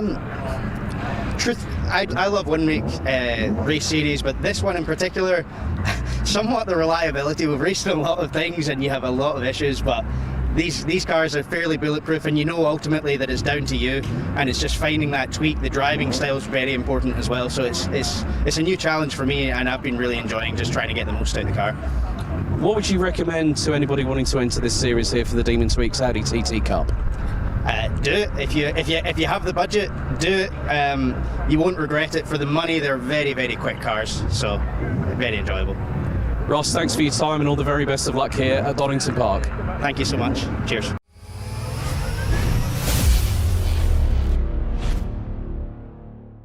For the SW Motorsports Club Sport Trophy, we've got Andrew Bond in the number 79 Class B Civic. Firstly, what attracted you to this championship? I think long entry races. The price point really good, really strong. I started doing Club Sport Trophy in 2019 and then I've stayed with it ever since. I'm here at Donington. So I've had this is my third pole in Club Sport and I haven't finished a race. So touch wood from my side that things go a little bit better for you, but what would you say to anyone that's looking to enter into this series, and obviously with it under the governance of the Brscc, what advice would you give to anyone that's thinking, no, I fancy something different, because obviously it's dependent on power output rather than throwing everyone into a melting pot and hoping that everyone sinks rather than swims? No, honestly, I think if you're looking to enter racing or just join the Brscc, anything that's legal to race with, come and give it a go. The 45-minute endurance races are great fun, and everybody's really friendly and easy to chat to. So yeah, I wouldn't go against this competition or the Brscc. Brilliant, Andrew. So thank you so much for your time, and enjoy, hopefully, everything going well here at Donington Park GP this weekend. Third time lucky. Thank you.